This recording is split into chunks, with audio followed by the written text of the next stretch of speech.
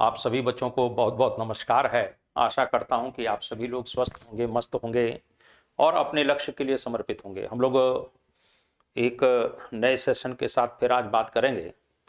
और भाई थोड़ा सा आप लोगों से बड़ा हम्बल रिक्वेस्ट है, क्या कहें, आप बार बार तो एक ही बात को कहते कहते थक गए हैं यार कि अब क्या कहें। मतलब मुझे समझ में भी नहीं आता है कि मैं कहूँ तो कहूँ क्या। बस यही कहूँगा कि मेरी जो ये क्लासेज हैं यूजीसी नेट के लिए बहुत ही इंपॉर्टेंट है। जो भी देश भर का बच्चा यूजीसी नेट का है, मैं फिर खुल के बोल रहा हूं, आप मेरी क्लास को जरूर देखिए। इसमें कोई पैसा तो लग नहीं रहा है, लेकिन इस क्लास को जरूर देखिए। और यदि मन करे तब शेयर करिए और मन करे तब चैनल को सब्सक्राइब करिए। दोनों ही बातों पे ऑप्शन है, मन करे तो करिए नहीं तो नहीं करिए, लेकिन क्लास जरूर देखिए, क्योंकि इस क्लास का बहुत एडवांटेज है। इसीलिए मैं बार बार बच्चों को कहता हूं कि यार कहीं सफल हो जाओगे तो कुछ नहीं तो एक बार नाम ही ले लोगे कि यादव सर से हमने क्लास लिया, सब बस इतना ही मेरे लिए पर्याप्त है। मैं पैसा रुपया तो मांग नहीं रहा हूं, लेकिन क्लास को जरूर देखिए और प्रयास करिए कि शेयर हो जाए, सब्सक्राइब हो जाए तो अति उत्तम, नहीं तो कोई बात नहीं है। क्योंकि मैं तो कह कह के थक गया हूं, तो अब क्या बोलूं, मैं कुछ समझ में नहीं आता हूं। लेकिन बस मैं यही कहूंगा, पूरे हिंदुस्तान के जो भी बच्चे यूजीसी नेट से रिलेटेड हैं वो मेरी क्लास के साथ जरूर जुड़ें। साथ में जो भी स्टेट पीसीएस की तैयारी कर रहे हैं वो भी इस क्लास को जरूर देखें। साथ में जो बीपीएससी 4.0 पीजीटी हिस्ट्री से देश भर में जो भी कुल मिला के टीचिंग के बच्चे हैं, जो इनका सब्जेक्ट हिस्ट्री है, वो जरूर मेरी क्लास के साथ जुड़े, मैं यही कहूंगा। और इसी के साथ आज मैं अपनी क्लास को कहीं की कंटिन्यू करने जा रहा हूं, तो आप लोग मेरी क्लास के साथ जरूर जुड़ा करें भाई, बस यही कहूंगा। और यहां से हम लोग अपने प्रश्नों के साथ बात करते हैं। बड़ी सुंदर बात यहां पर कही जा रही है और इस तरीके से आप देखेंगे कि निम्नलिखित में से किसे एशिया के ज्योति पुंज के तौर पर जाना जाता है। यानी यह कह रहा है कि एशिया का ज्योति पुंज किसको कहा जा रहा है। ये ज्योति पुंज की बात कर रहा है कि एशिया का ज्योति पुंज किसे कहा जा रहा है। स्वाभाविक रूप से लाइट ऑफ एशिया एक किताब है, एडविन अर्नोल्ड की किताब है, ये बताने की जरूरत नहीं है किताब किसकी है। तो ये किताब जो है वो एडविन अर्नोल्ड की किताब है, एडविन अर्नोल्ड। और इन्होंने किताब जो लिखा है वो लिखा है the light of Asia. Light of Asia एक इन्होंने किताब लिखा है, ये भी आप जानते हैं। ये जो लाइट ऑफ एशिया लिखी गई है वो ललित विस्तार पर आधारित है। जो बौद्ध ग्रंथ ललित विस्तार है, उस ललित विस्तार पर यह किताब आधारित है, इस बात को ध्यान रखिएगा। तो एशिया का प्रकाश पुंज जो कहा जाता है वो बुद्ध को कहा जाता है, गौतम बुद्ध को कहा जाता है। ये बताने की जरूरत बिल्कुल आप लोगों को नहीं है। तो ये क्वेश्चन तो कहने कि एशिया का प्रकाश पुंज किसे कहते हैं। इनको बहुत से नामों से जाना जाता है। मान लीजिए कोई नाम ही पूछ लिया जाए तो इनको, बुद्ध को जो है शाक्य सिंह भी कहा गया है, शाक्य सिंह भी कहा जाता है। इस तरीके से इनको शाक्य सिंह भी कह रहे हैं, ये थोड़ा सा ध्यान रखिएगा। इन्हें एशिया का प्रकाश पुंज भी कहने हैं, इन्हें शाक्य मुनि भी कहा जाता है, इन्हें महावैद्य भी कहा जाता है। तो इनको शाक्य मुनि भी कहा गया है, शाक्य मुनि। इन्हें वैद्यराज भी कहा गया है, वैद्यराज भी कहा जाता है। इनको महावैद्य भी कहा गया है। क्या कहा गया है? महावैद्य। तो इनको वैद्यराज कहते हैं, महावैद्य कहते हैं, एशिया का प्रकाश पुंज कहते हैं, सर्वार्थ सिद्धि कहते हैं, इनको सर्वार्थ सिद्धि भी कहा गया है। बचपन का नाम सिद्धार्थ है, ये भी आपसे कहा जाता है। तो इस प्रकार से ध्यान रखना, इनको सर्वार्थ सिद्धि भी कहा गया है, सर्वार्थ सिद्ध भी कहा जाता है, ये थोड़ा सा ध्यान रखना। इनको तथागत भी कहा है। तथागत का मतलब जैसे आए थे वैसे ही गत है, चले जाएंगे, तो इनको तथागत भी कहा गया है। संबोधि प्राप्त होने के पश्चात सिद्धार्थ बुद्ध भी कहलाते हैं। क्या कहलाते हैं? तो संबोधि प्राप्त होने के पश्चात सिद्धार्थ को इस प्रकार से बुद्ध भी कह दिया गया है, ये भी आपसे पूछा जा सकता है। संब बुद्धा और स्वमत विरुद्धा, इस बात को ध्यान रखना। मानकुंवर अभिलेख में यह बात कही गई है कि सम्यक संबुद्धा और स्वमत विरुद्धा। तो सम्यक स्वमबद्धा, ये क्वेश्चन ध्यान रखना, सम्यक स्वम बुद्धा, ये सभी प्रश्न आपसे पूछा जा सकता है कि भाई कौन सी बातें कहां पर लिखी जा रही हैं। तो इस तरह से मानकुंवर अभिलेख जो कुमारगुप्त के समय में गुप्त काल का अभिलेख है, उसमें सम्यक स्वयं बुद्धा और स्वमत विरुद्धा कहा गया है। सम्यक स्वयं बुद्धा, सम्यक स्वयं बुद्धा, और इस प्रकार से इसमें कौन से मिलकर कहा गया? मानकुंवर अभिलेख। ये गुप्त काल का है, ध्यान रखना, मानकुंवर अभिलेख।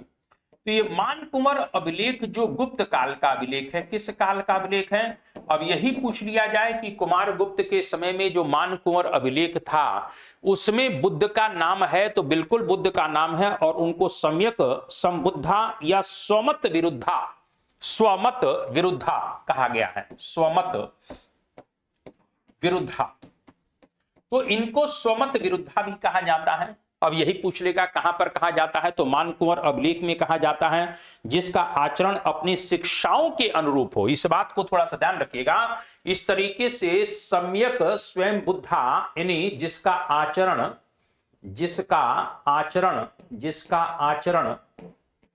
अपनी शिक्षाओं के अनुरूप हो, अपनी शिक्षाओं के अनुरूप हो, ये थोड़ा सा ध्यान रखना, जिसका आचरण अपनी शिक्षाओं के अनुरूप हो। तो देखिए गौतम बुद्ध, ये ध्यान रखना, बार बार कई प्रश्न आता है, गौतमी के नाम पर नहीं है, गौतम इनका गोत्र है और बुद्ध ज्ञान प्राप्त होने के पश्चात हुआ, इसीलिए इनका नाम गौतम बुद्ध पड़ा। वैसे इनका नाम क्या है, तो सिद्धार्थ है, ये बताने की जरूरत नहीं। इनके बचपन का नाम क्या है, तो सिद्धार्थ है। सिद्धार्थ को शाक्य सिंह भी कहते हैं, शाक्य मुनि भी कहा जाता है, महावैद्य भी कहा जाता है, सर्वार्थ सिद्ध भी कहा जाता है, तथागत भी कहा जाता है, सम्यक स्वयं बुद्धा भी कहा जाता है, स्वमत विरुद्धा। ये दोनों कुल मिला के कहां कहे जा रहे हैं, तो गुप्तकालीन अभिलेख मानकुंवर अभिलेख में कहे जा रहे हैं। इतनी बातें बुद्ध के नाम के विषय में अगर पूछता है तो आपको बताना पड़ेगा। क्लियर है? तो इस तरीके से थोड़ा सा ध्यान रखना, इस तरीके के प्रश्न आपसे बिल्कुल पूछे जा सकते हैं। अगर हम लोग यहां पर बात कर लेते हैं तो इस तरह से गांधी, तो गांधी तो अपने आप में बहुत अद्भुत व्यक्तित्व हैं। गांधी कहीं न कहीं इस प्रकार से जो है, आप देखिए कि कई बार विवाद रहा है कि गांधी को राष्ट्रपिता किसने कहा, कहां कहा। अरे महाराज कुछ मत लगाइए, सीधे यहां पर 6 जुलाई 1944 लिख दीजिए। 1944 जुलाई है, ध्यान रखना, जून मत लगा दीजिएगा। इस तरीके से जुलाई 1944 रंगून रेडियो स्टेशन से सुभाष चंद्र बोस ने इस प्रकार से इनको क्या कह दिया, तो 6 जुलाई 1944 को रंगून रेडियो स्टेशन से इस प्रकार से गांधी को सुभाष चंद्र बोस ने राष्ट्रपिता कह दिया है, राष्ट्रपिता कह दिया गया है। गांधी के बहुत से नाम हैं, इस बात को ध्यान रखिएगा। गांधी को फ्रैंक मोरिस ने अर्धनंगा फकीर कहा है, विंस्टन चर्चिल ने देशद्रोही फकीर कहा है, कहीं ना कहीं इनको कुली बैरिस्टर भी कहा जाता है, कुली बैरिस्टर। जब साउथ अफ्रीका में थे तो इनको एक मजाकिया अंदाज में इनको कुली बैरिस्टर भी कहा जाता था। इनको भंगी शिरोमणि कहा जाता है, क्योंकि आश्रम के अंदर का जो भी टॉयलेट वगैरह है उसको स्वयं साफ करते थे, तो इनको भंगी शिरोमणि भी कहा जाता है। सेवाग्राम का संत भी इनको कहा जाता है। तो इस प्रकार से गांधी के ऊपर भी बहुत से नाम हैं जो आपसे बिल्कुल पूछा जाएगा। जहां तक महावीर स्वामी और स्वामी विवेकानंद की बात है, देखिए मैं बार बार कहता रहता हूं, एक क्वेश्चन में बच्चा इसीलिए लग रहा है कि यार 10 क्वेश्चन अभी तक तो हो जाता है। अरे नालायक, 10 क्वेश्चन में तेरे को 10 जीवन लग जाएगा तो भी तेरे को क्वेश्चन नहीं मिलेगा। ये एक क्वेश्चन मेरा पढ़ लेगा तो तेरे को एक क्वेश्चन फंसेगा। इस बात को ध्यान रख, ये भी तो सोचा कर है। शुद्ध जो है कुल मिला के कहीं न कहीं एक प्रकार से जो है मथ कर जो है दही से यहां पर मक्खन निकाल कर मैं घी बना रहा हूं। साला क्रीम खाने की आदत पड़ गई है तो क्या होगा, असली घी पचेगा थोड़ी। भाग रहे हो इधर उधर, भाग रहे हो, गजब कर दिया। देख रहा हूं क्या पढ़ाया जा रहा है, अब आगे नहीं बोलूंगा। तो यहां पर गांधी के ऊपर भी बहुत से प्रश्न बन सकते हैं। अगर यहां पर कहीं कि महावीर स्वामी के विषय में बात कर लेते हैं, तो महावीर स्वामी की बात अगर कर लेते हैं तो यहां पर महावीर स्वामी, ये ध्यान रखना, महावीर स्वामी के विषय में बात करें तो महावीर स्वामी के ऊपर भी बहुत से नाम है। जैसे इनके बचपन का नाम छोड़ दीजिए, बचपन का नाम वर्धमान हो गया, ठीक है, लेकिन अंततः कहीं न कहीं आप ये ध्यान रखिएगा कि 13 महीने के बाद, क्योंकि 12 वर्ष की कठोर साधना के बाद केवल्य की प्राप्ति होती है, लेकिन 13 माह के पश्चात ग्रह त्याग करने के 13 महीने के बाद, यानी 30 साल की उम्र में जब ग्रह त्याग किया तो 13 महीने के बाद इन्होंने शरीर के वस्त्रों का त्याग कर दिया, इसीलिए इनका नाम पड़ गया दिगंबर, दिशा ही जिसका अंबर है।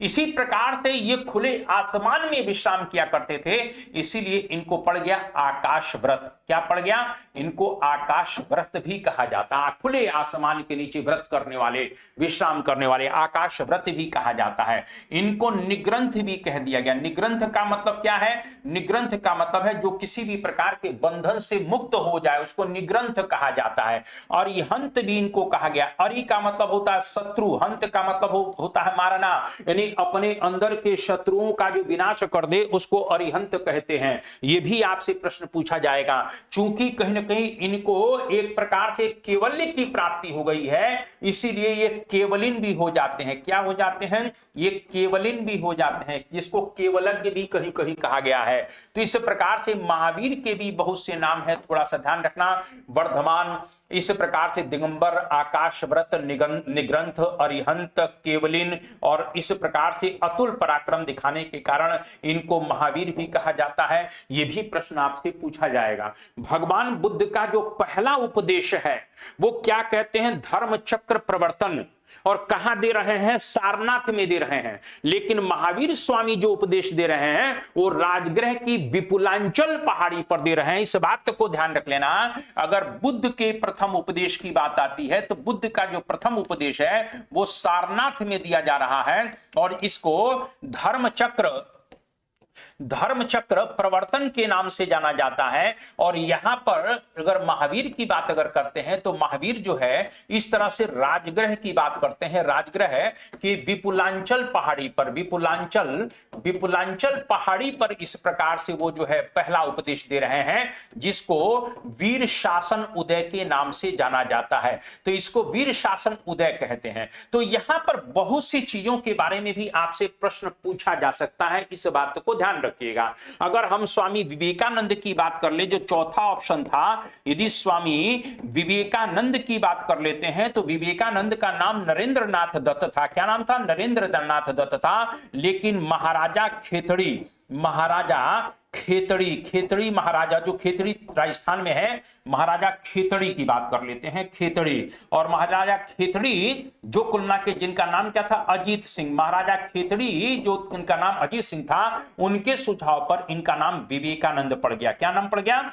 विवेकानंद पड़ जाता है। और विवेकानंद को ध्यान रखना, हिंदू नेपोलियन भी कहा जाता है। हिंदू नेपोलियन क्यों कहते हैं भाई? क्योंकि आपके वेदांत, आपके दर्शन, आपके ज्ञान को दुनिया में फैलाने का काम किसी व्यक्तित्व ने किया तो स्वामी विवेकानंद ने। 11 सितंबर 1893 का दिन वो आज भी लोगों को याद है सर। बहुत बड़े बड़े मनीषी आज भी भारत में हैं। आज भी बहुत उपदेशक हैं जो घूम घूम के कह रहे हैं कि हम ये, हम वो, हम फलाना, हम ठिमका, लेकिन इस व्यक्ति का कोरोना के मुकाबला आज तक कोई नहीं कर पाया। इस बात को ध्यान रखिएगा। 11 सितंबर का वो दिन जो था भारत के इतिहास में, वो दोबारा लौट नहीं पाया कि कोई ये कह दे, पूरा विश्व मान ले कि भाई ये विश्व धर्म का सबसे आकर्षक व्यक्तित्व है। कोई ऐसा विभूति अभी तक नहीं पैदा हो पाया, ये मैं कहना चाहता हूं। तो यहां हिंदू नेपोलियन भी कहा जाता है। स्वामी विवेकानंद को सुभाष चंद्र बोस ने, इस बात को ध्यान रखना, सुभाष चंद्र बोस ने राष्ट्रीय आंदोलन का आध्यात्मिक पिता कहा है। कहीं यही आ जाए कि राष्ट्रीय आंदोलन का आध्यात्मिक पिता किसको कहा जाता है? तो राष्ट्रीय आंदोलन का आध्यात्मिक जो पिता कहा जाता है वो स्वामी विवेकानंद को कहा जाता है। यह भी प्रश्न आपसे बिल्कुल पूछा जाएगा। ठीक है मेरे बच्चे, राजयोग है, ज्ञान योग है, कर्म योग है, the East and the West, ये सब इनकी बहुत इंपॉर्टेंट किताबें हैं। जैसे स्वामी विवेकानंद की राजयोग किताब है, ये ध्यान रखिएगा। ज्ञान योग है, राजयोग, ज्ञान योग, कर्म योग, इस बात को ध्यान, ये सब किताबें आपसे पूछा जाएगा। The East and the West, the East and the West, यानी इसमें क्या बताने का प्रयास किया है कि पूर्व और पश्चिम के संस्कृतियों में, दर्शन में क्या सिमिलरिटी है, क्या चीजें हैं। तो ईस्ट एंड वेस्ट में पूर्व और पश्चिम के दर्शन को बताने का और समझाने का प्रयास किया गया है। इनकी 2 पत्रिकाएं बड़ी महत्वपूर्ण है, और इनकी दोनों पत्रिकाओं की अगर बात कर लेते हैं तो इनकी जो 2 महत्वपूर्ण पत्रिकाएं हैं उनकी बात कर लेते हैं। तो एक पत्रिका है उद्बोधन, ये ध्यान रखना, उद्बोधन, ये बंगाली में निकल रही है। कौन सी निकल रही है? उद्बोधन जो है वो बंगाली में निकल रही है। इसमें उन्होंने रामकृष्ण मिशन का जो थॉट है उसको बताने का प्रयास किया है। और दूसरा जो पत्रिका वो निकाल रहे हैं वो अंग्रेजी में निकल रही है, वो है प्रबुद्ध भारत। ये किस में निकल रही है? तो ये अंग्रेजी में निकल रही है। इस बात को थोड़ा सा ध्यान रखना।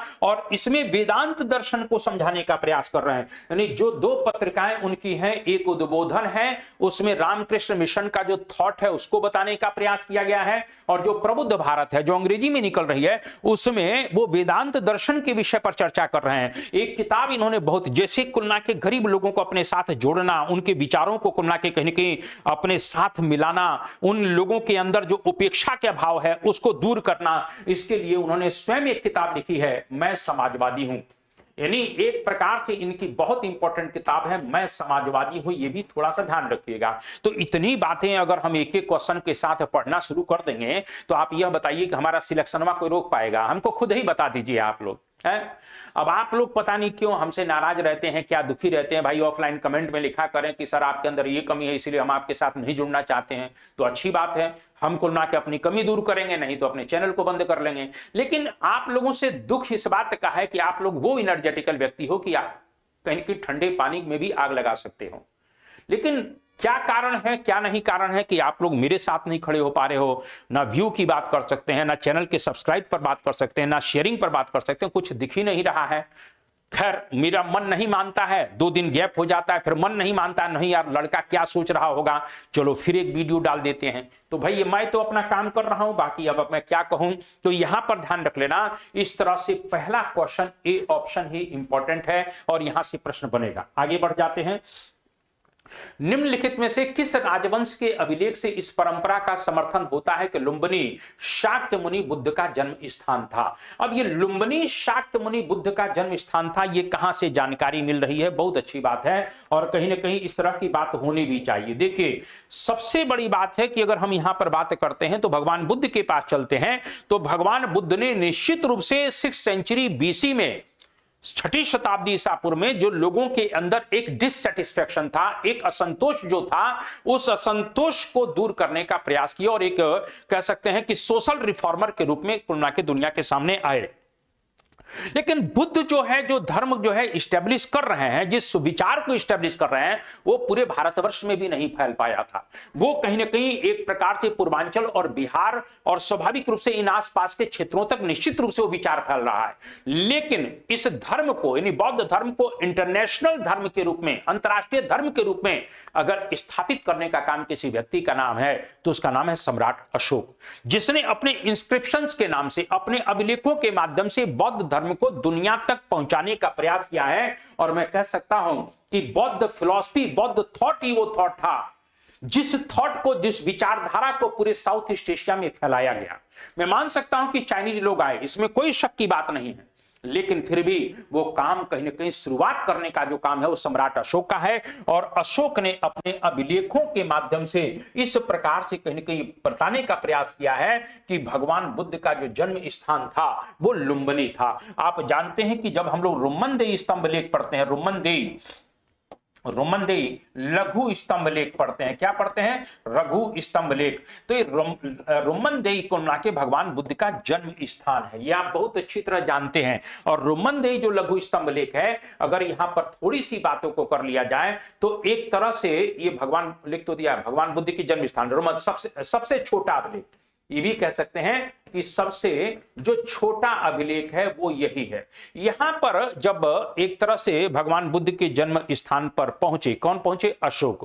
क्योंकि अशोक ने ज्ञान प्राप्त करने के पश्चात, जब अशोक ज्ञान प्राप्त कर लेते हैं, क्योंकि अपन लोग जानते हैं, बहुत अच्छी तरह जानते हैं कि राज्याभिषेक के 8वें वर्ष 261 BC में जब कलिंग का युद्ध हो गया, तो कलिंग के युद्ध से उसको इतना ज्यादा रिग्रेट महसूस होता है, आत्मग्लानि महसूस होती है कि शांति को प्राप्त करने के लिए वो अंततः अशोक बौद्ध धर्म को स्वीकार करता है। और बौद्ध धर्म स्वीकार करने के पश्चात वो कुलना के धर्म यात्राओं पर निकल रहा है। और उसकी पहली जो यात्रा हुई थी वो बोध गया की हुई थी। इस बात को ध्यान रखना, मैं यहां पर इसीलिए बात को लिख दे रहा हूं कि कहीं अगर कंफ्यूज मत हो जाना। अशोक को बौद्ध धर्म में दीक्षित करने का काम 2 मत आते हैं।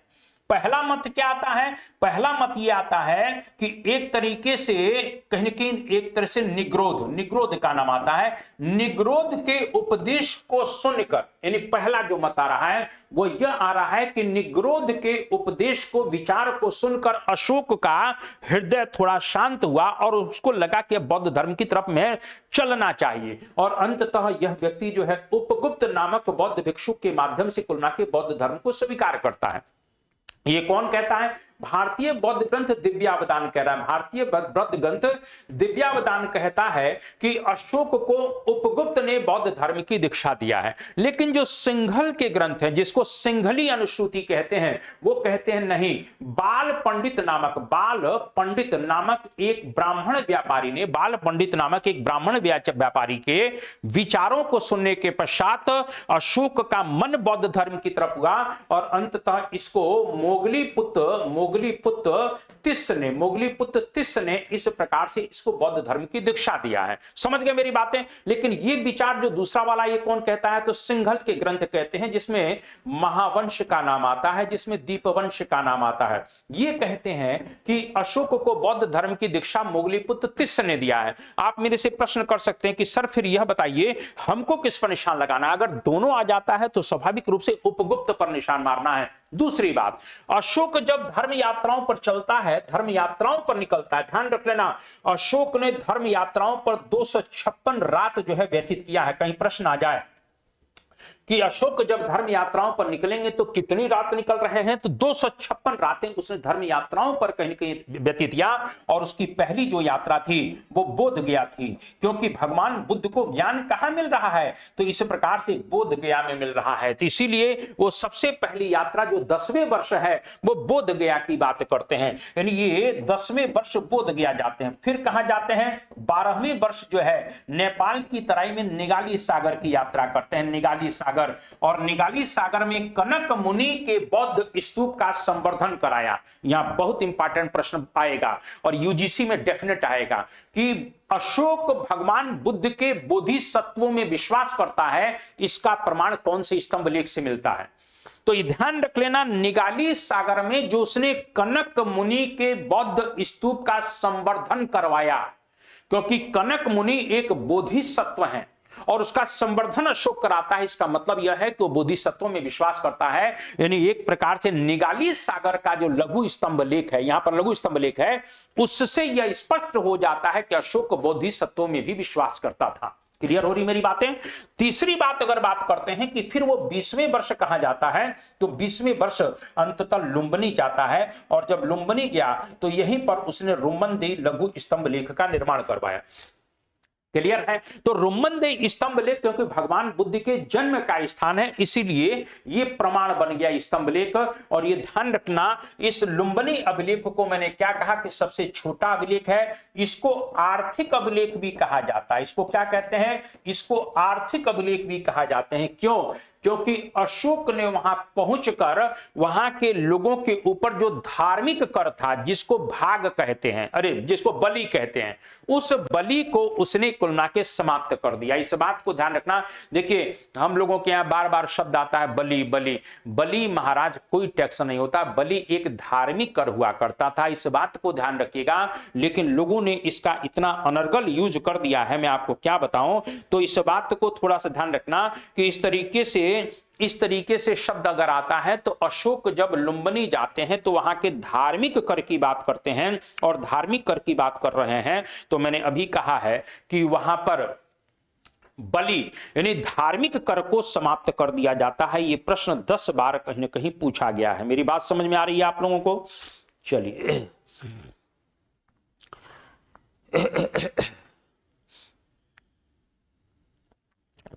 एकदम समझ लीजिए कि स्वास्थ्य बिल्कुल भी ठीक नहीं है। तो यहां पर इन्होंने धार्मिक कर को समाप्त कर दिया, धार्मिक कर को समाप्त कर दिया, धार्मिक कर को समाप्त कर दिया है। इसको कुल के कहते थे बलि, इस बात को ध्यान रखना। और दूसरा उन्होंने क्या किया, इसी में यह है कि वहां के लोगों का जो मूल टैक्स था, जिसको भाग कहा जाता था, उसको 1/6 लिया जाता है मौर्य काल में, लेकिन इसको घटाकर 1/8 कर दिया। यानी वहां के लोगों का जो मूल राजस्व कर, जिसको भाग कहते थे, उसको घटाकर 1/8 कर दिया है। और जो धार्मिक कर बलि था उसको समाप्त कर दिया है। इसीलिए रुम्मनदेही लघु स्तंभ लेख को क्या कहते हैं, तो रुम्मनदेही लघु स्तंभ लेख को इस तरीके से हम लोग आर्थिक अभिलेख भी कहते हैं। तो यहां पर ए ऑप्शन थोड़ा सा ध्यान रखिएगा, प्रश्न बन सकता है। सातवाहनों के ऊपर एक बहुत इंपॉर्टेंट प्रश्न बनता है, इस बात को थोड़ा सा ध्यान रखिएगा। और सातवाहनों के ऊपर एक प्रश्न क्या इंपॉर्टेंट बनेगा, क्योंकि सातवाहन शासक और साथ में इंडस वैली सिविलाइजेशन, दोनों में एक कॉमन बात यह है कि दोनों मैट्रियार्कल हैं, मात्र सत्तात्मक समाज की स्थापना करते हैं। यानी एक प्रकार से ध्यान रखिएगा, मात्र सत्तात्मक दोनों हैं। ये क्वेश्चन आपसे कई बार पूछा गया है, कौन से शासक है जिन्होंने पोटीन यानी एक प्रकार से मिट्टी यानी पोटीन और शीशे के सिक्के चलाए हैं, शीशे के।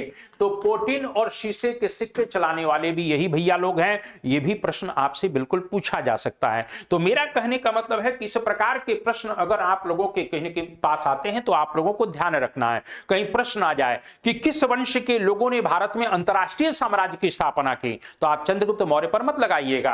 अब अगर आता है कि किस वंश के लोगों ने भारत में अंतरराष्ट्रीय साम्राज्य की स्थापना की, तो भारत में अंतरराष्ट्रीय साम्राज्य की जो स्थापना करने की बात आती है, कई प्रकार के इस तरह से प्रश्न बन सकते हैं घूम के, तो ये कुषाणों ने किया है। और कुषाणों में आप जानते हैं सबसे महत्वपूर्ण शासक कौन था, तो कनिष्क था, जो 606 से लेकर 647 ईस्वी तक गद्दी पर बैठा रहा। और कनिष्क ने भारत में प्रथम अंतरराष्ट्रीय साम्राज्य की स्थापना की, क्योंकि उसकी राजधानी पेशावर है, पुरुषपुर है, और वहां से उसने संपूर्ण सेंट्रल एशिया पर पूरी तरह से कब्जा कर रखा है। मैं मान सकता हूं कि चंद्रगुप्त मौर्य ने निश्चित रूप से अफगानिस्तान का बहुत बड़ा भाग कैप्चर कर रखा था, हिंदू कुश तक आपकी सीमाएं पहुंच गई थी, लेकिन उसके ऊपर भी बहुत बड़ा क्षेत्र था जिसे उज्बेकिस्तान आज कहते हैं, तजाकिस्तान कहते हैं, किर्गिस्तान कहते हैं, यानी बहुत बड़े सेंट्रल एशिया का जो एरिया था वो किसके पास था, कनिष्क के पास था। इसीलिए कनिष्क को भारत में प्रथम अंतरराष्ट्रीय साम्राज्य का निर्माता भी कहा जाता है। इसी कनिष्क को द्वितीय अशोक भी कहा जाता है। क्या कहते हैं, इसी कनिष्क को द्वितीय अशोक भी कहते हैं।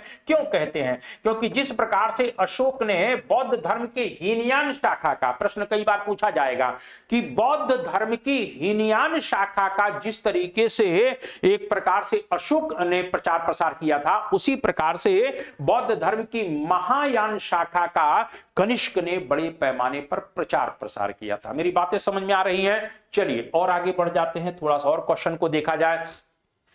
निम्न में से कौन सा एक बौद्ध केंद्र बुद्ध के जीवन काल में उनसे सीधे रूप से संबद्ध नहीं था? यानी बुद्ध के जीवन से कौन सा सेंट्रल डायरेक्ट संबंध नहीं है? बहुत अच्छा क्वेश्चन है और इसको भी हमारे लिए जानना बहुत जरूरी है कि आखिर वो कौन सा सेंटर है जो बुद्ध के जीवन से सीधे संबंधित नहीं है। देखिए, अगर आप यहां पर अगर बात करते हैं तो सारनाथ है, उर्वेला है, कहीं के राजगृह है, तो आप बहुत अच्छी तरह जानते हैं कि जो सांची है, क्योंकि भगवान बुद्ध को अवंती के शासक चंड प्रद्योत ने कॉल किया था कि भगवान कम से कम मेरे पास भी आ जाइए, लेकिन बुद्ध ने कहा कि मेरी वृद्धावस्था के कारण मैं आपके पास नहीं आ पाऊंगा, और इसीलिए एक प्रकार से उन्होंने अपने शिष्य महाकच्छायन को अवंती भेजा है। यानी अवंती के शासक चंड प्रद्योत ने बुद्ध को बुलाया था। कहीं पर प्रश्न मान लीजिए यही घूम के आ जाए कि किसने बुलाया था और भगवान बुद्ध नहीं गए थे, तो चंड प्रद्योत ने बुलाया था, लेकिन भगवान बुद्ध वहां पर नहीं जा पाए थे, लेकिन उन्होंने अपना शिष्य भेजा है जिसका नाम है चंड प्रद्योत। तो यहां ध्यान रखिएगा कि भगवान बुद्ध अवंती मतलब उसी उज्जैनी मालवांचल का शासक है, और वहीं पर तुलना के सांची मध्य प्रदेश के रायसेन जिले में पड़ता है, ये बताने की जरूरत नहीं है। तो यहां सांची भगवान नहीं जा पाए हैं, लेकिन सांची का स्तूप बहुत जरा फेमस है, जिसका निर्माण किसने करवाया था? अशोक ने करवाया था। किसने करवाया था? अशोक ने करवाया था। और यहां पर ध्यान रखिएगा, सांची में 3 स्तूप है, कहीं प्रश्न आ जाए। एक महास्तूप है, एक महास्तूप है, और 2 छोटे छोटे स्तूप हैं। यहां प्रश्न एक बहुत इंपॉर्टेंट बताने जा रहा हूं, क्योंकि भगवान बुद्ध के अस्थि अवशेषों को 8 जगहों पर रखकर जो स्तूप बने थे उनको शारीरिक स्तूप की श्रेणी दी गई थी, लेकिन उसमें सांची नहीं था। लेकिन बाद में पिपरहवा के स्तूप से अशोक ने कुछ अस्थि अवशेषों को निकलवाकर सांची के इस हर्मिका में रखवाया था। इसीलिए सांची भी शारीरिक स्तूपों की श्रेणी में आता है, इस बात को ध्यान रखिएगा। यानी सांची भी शारीरिक स्तूपों की श्रेणी में आता है, क्योंकि इसमें भी बुद्ध के अवशेष यानी अस्थि अवशेषों को रखा गया है। क्लियर हो रही है मेरी बातें? क्योंकि स्तूप 4 प्रकार के होते हैं, शारीरिक, पारिभौगिक, उद्देशिक इस प्रकार से आप जानते हैं, शारीरिक जिसमें भगवान बुद्ध के स्वयं के अस्थि अवशेष रखे गए हों, क्लियर है। पारिभौगिक जिसमें भगवान बुद्ध के द्वारा उपयोग की गई चीजें हैं, जैसे उनका चीवर है, वस्त्र है, जैसे उनका कमंडल है, जैसे उनका चिमटा है, खड़ाऊ है। इसी प्रकार से कहीं न कहीं कुछ उद्देशिक स्तूप भी थे जहां पर भगवान बुद्ध का महत्वपूर्ण जो स्थान हुआ करते थे, वहां पर भगवान बुद्ध कुछ समय के लिए रुके थे। जैसे मान लीजिए सारनाथ ही है, वैशाली ही है, राजगृह ही है, यहां पर भी बड़े बड़े स्तूप बने और छोटे छोटे जो स्तूप जो थे बने थे वो पूजार्थक स्तूप थे। उसकी चर्चा अपन अलग करेंगे। लेकिन मैंने क्या कहा कि ये शारीरिक स्तूप की श्रेणी में आता है। दूसरी बात, ये जो एक छोटा स्तूप है, इसमें भगवान बुद्ध के दो परम शिष्यों सारीपुत्र और महामोदग्लायन का अवशेष है। महामोदग्लायन, ये ध्यान रखना, कुछ लोग मोगली पुत्र तिस लिख देते हैं, गलत बात है। मोगली पुत्र तिस अलग है, वो तीसरी बौद्ध संगति के अध्यक्ष हुआ करते थे। ये महामोदग्लायन और एक प्रकार से सारीपुत्र, ये भगवान बुद्ध के दो परम शिष्य थे जो राजगृह में मिले थे, और ये दोनों ही ब्राह्मण थे। तो यहां ध्यान रखना, सारीपुत्र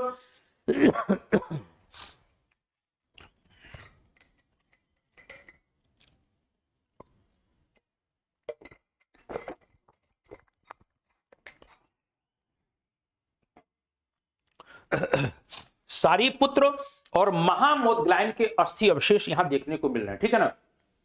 सांची के स्तूप की खोज आती है तो जनरल रायलट, कौन है? जनरल रायलट, ठीक है। चलिए, ये छोटी छोटी बातें हैं जो आप लोग जानते हैं।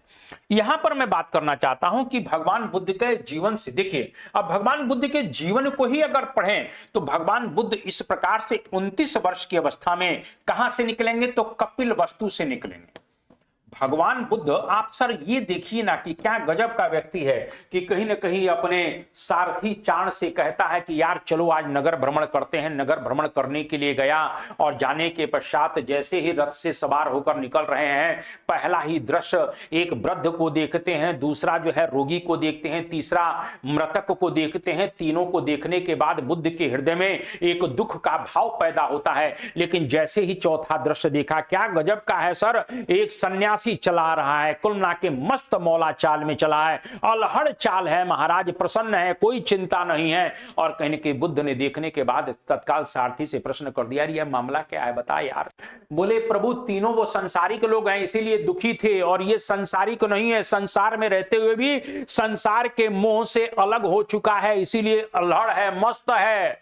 भगवान ने कहा चलो बेटा, हमने सब सार निकाल लिया। बहुत से लोग यहां पर देख रहे हो लेकर कुल मिला के वेदांत हम पढ़कर आए हैं, हम यह पढ़ते हैं, वह पढ़ते हैं, ढिमका पढ़ते हैं, लगे हैं बैठकर उपदेश देने, और हजारों लाखों लोग उपदेश सुन रहे हैं। और वो व्यक्ति चार दृश्य देख गया और चौथे में ही चारों वेदों का सार निकालकर संसार को सुधार दिया है? यहां आप कह रहे हैं कि साहब हमने ये पढ़ लिया है, हमने 50 कुलना के कनिक ग्रंथ पढ़ लिए हैं इसीलिए हम ज्ञानी हैं। उसने कोई ग्रंथ नहीं पढ़ा था, उसने एक ग्रंथ पढ़ा था कि चौथा दृश्य सुख देगा और तीन जो है दुख देंगे, और इसी में कुलना के संसार का खेला करके चला गया। समझ गए मेरी बात? मेरा कहने का आशय है कि व्यवहारिक सुधारक है, व्यवहारिक बनिए ना महाराज। क्या कुलना के किसी को पढ़ने से कोई ज्ञान मिलता है? हमने तो आज तक नहीं देखा फलाना उपनिषद फलाना ढिमकारी। यार जीवन का जो कुलना के कनिक व्यवहार है उसको जियो ना, जो जीवन का कुलना के कनिक अनुभव है उसको जीने का प्रयास करो ना। ये मेरा कहने का मतलब। बुद्ध वही तो कर रहा है। बुद्ध कर क्या रहा है? बुद्ध भी तो वही कर रहा है। 29 वर्ष की अवस्था में बुद्ध ने गृह त्याग कर दिया, महाभिनिष्क्रमण हो जाता है।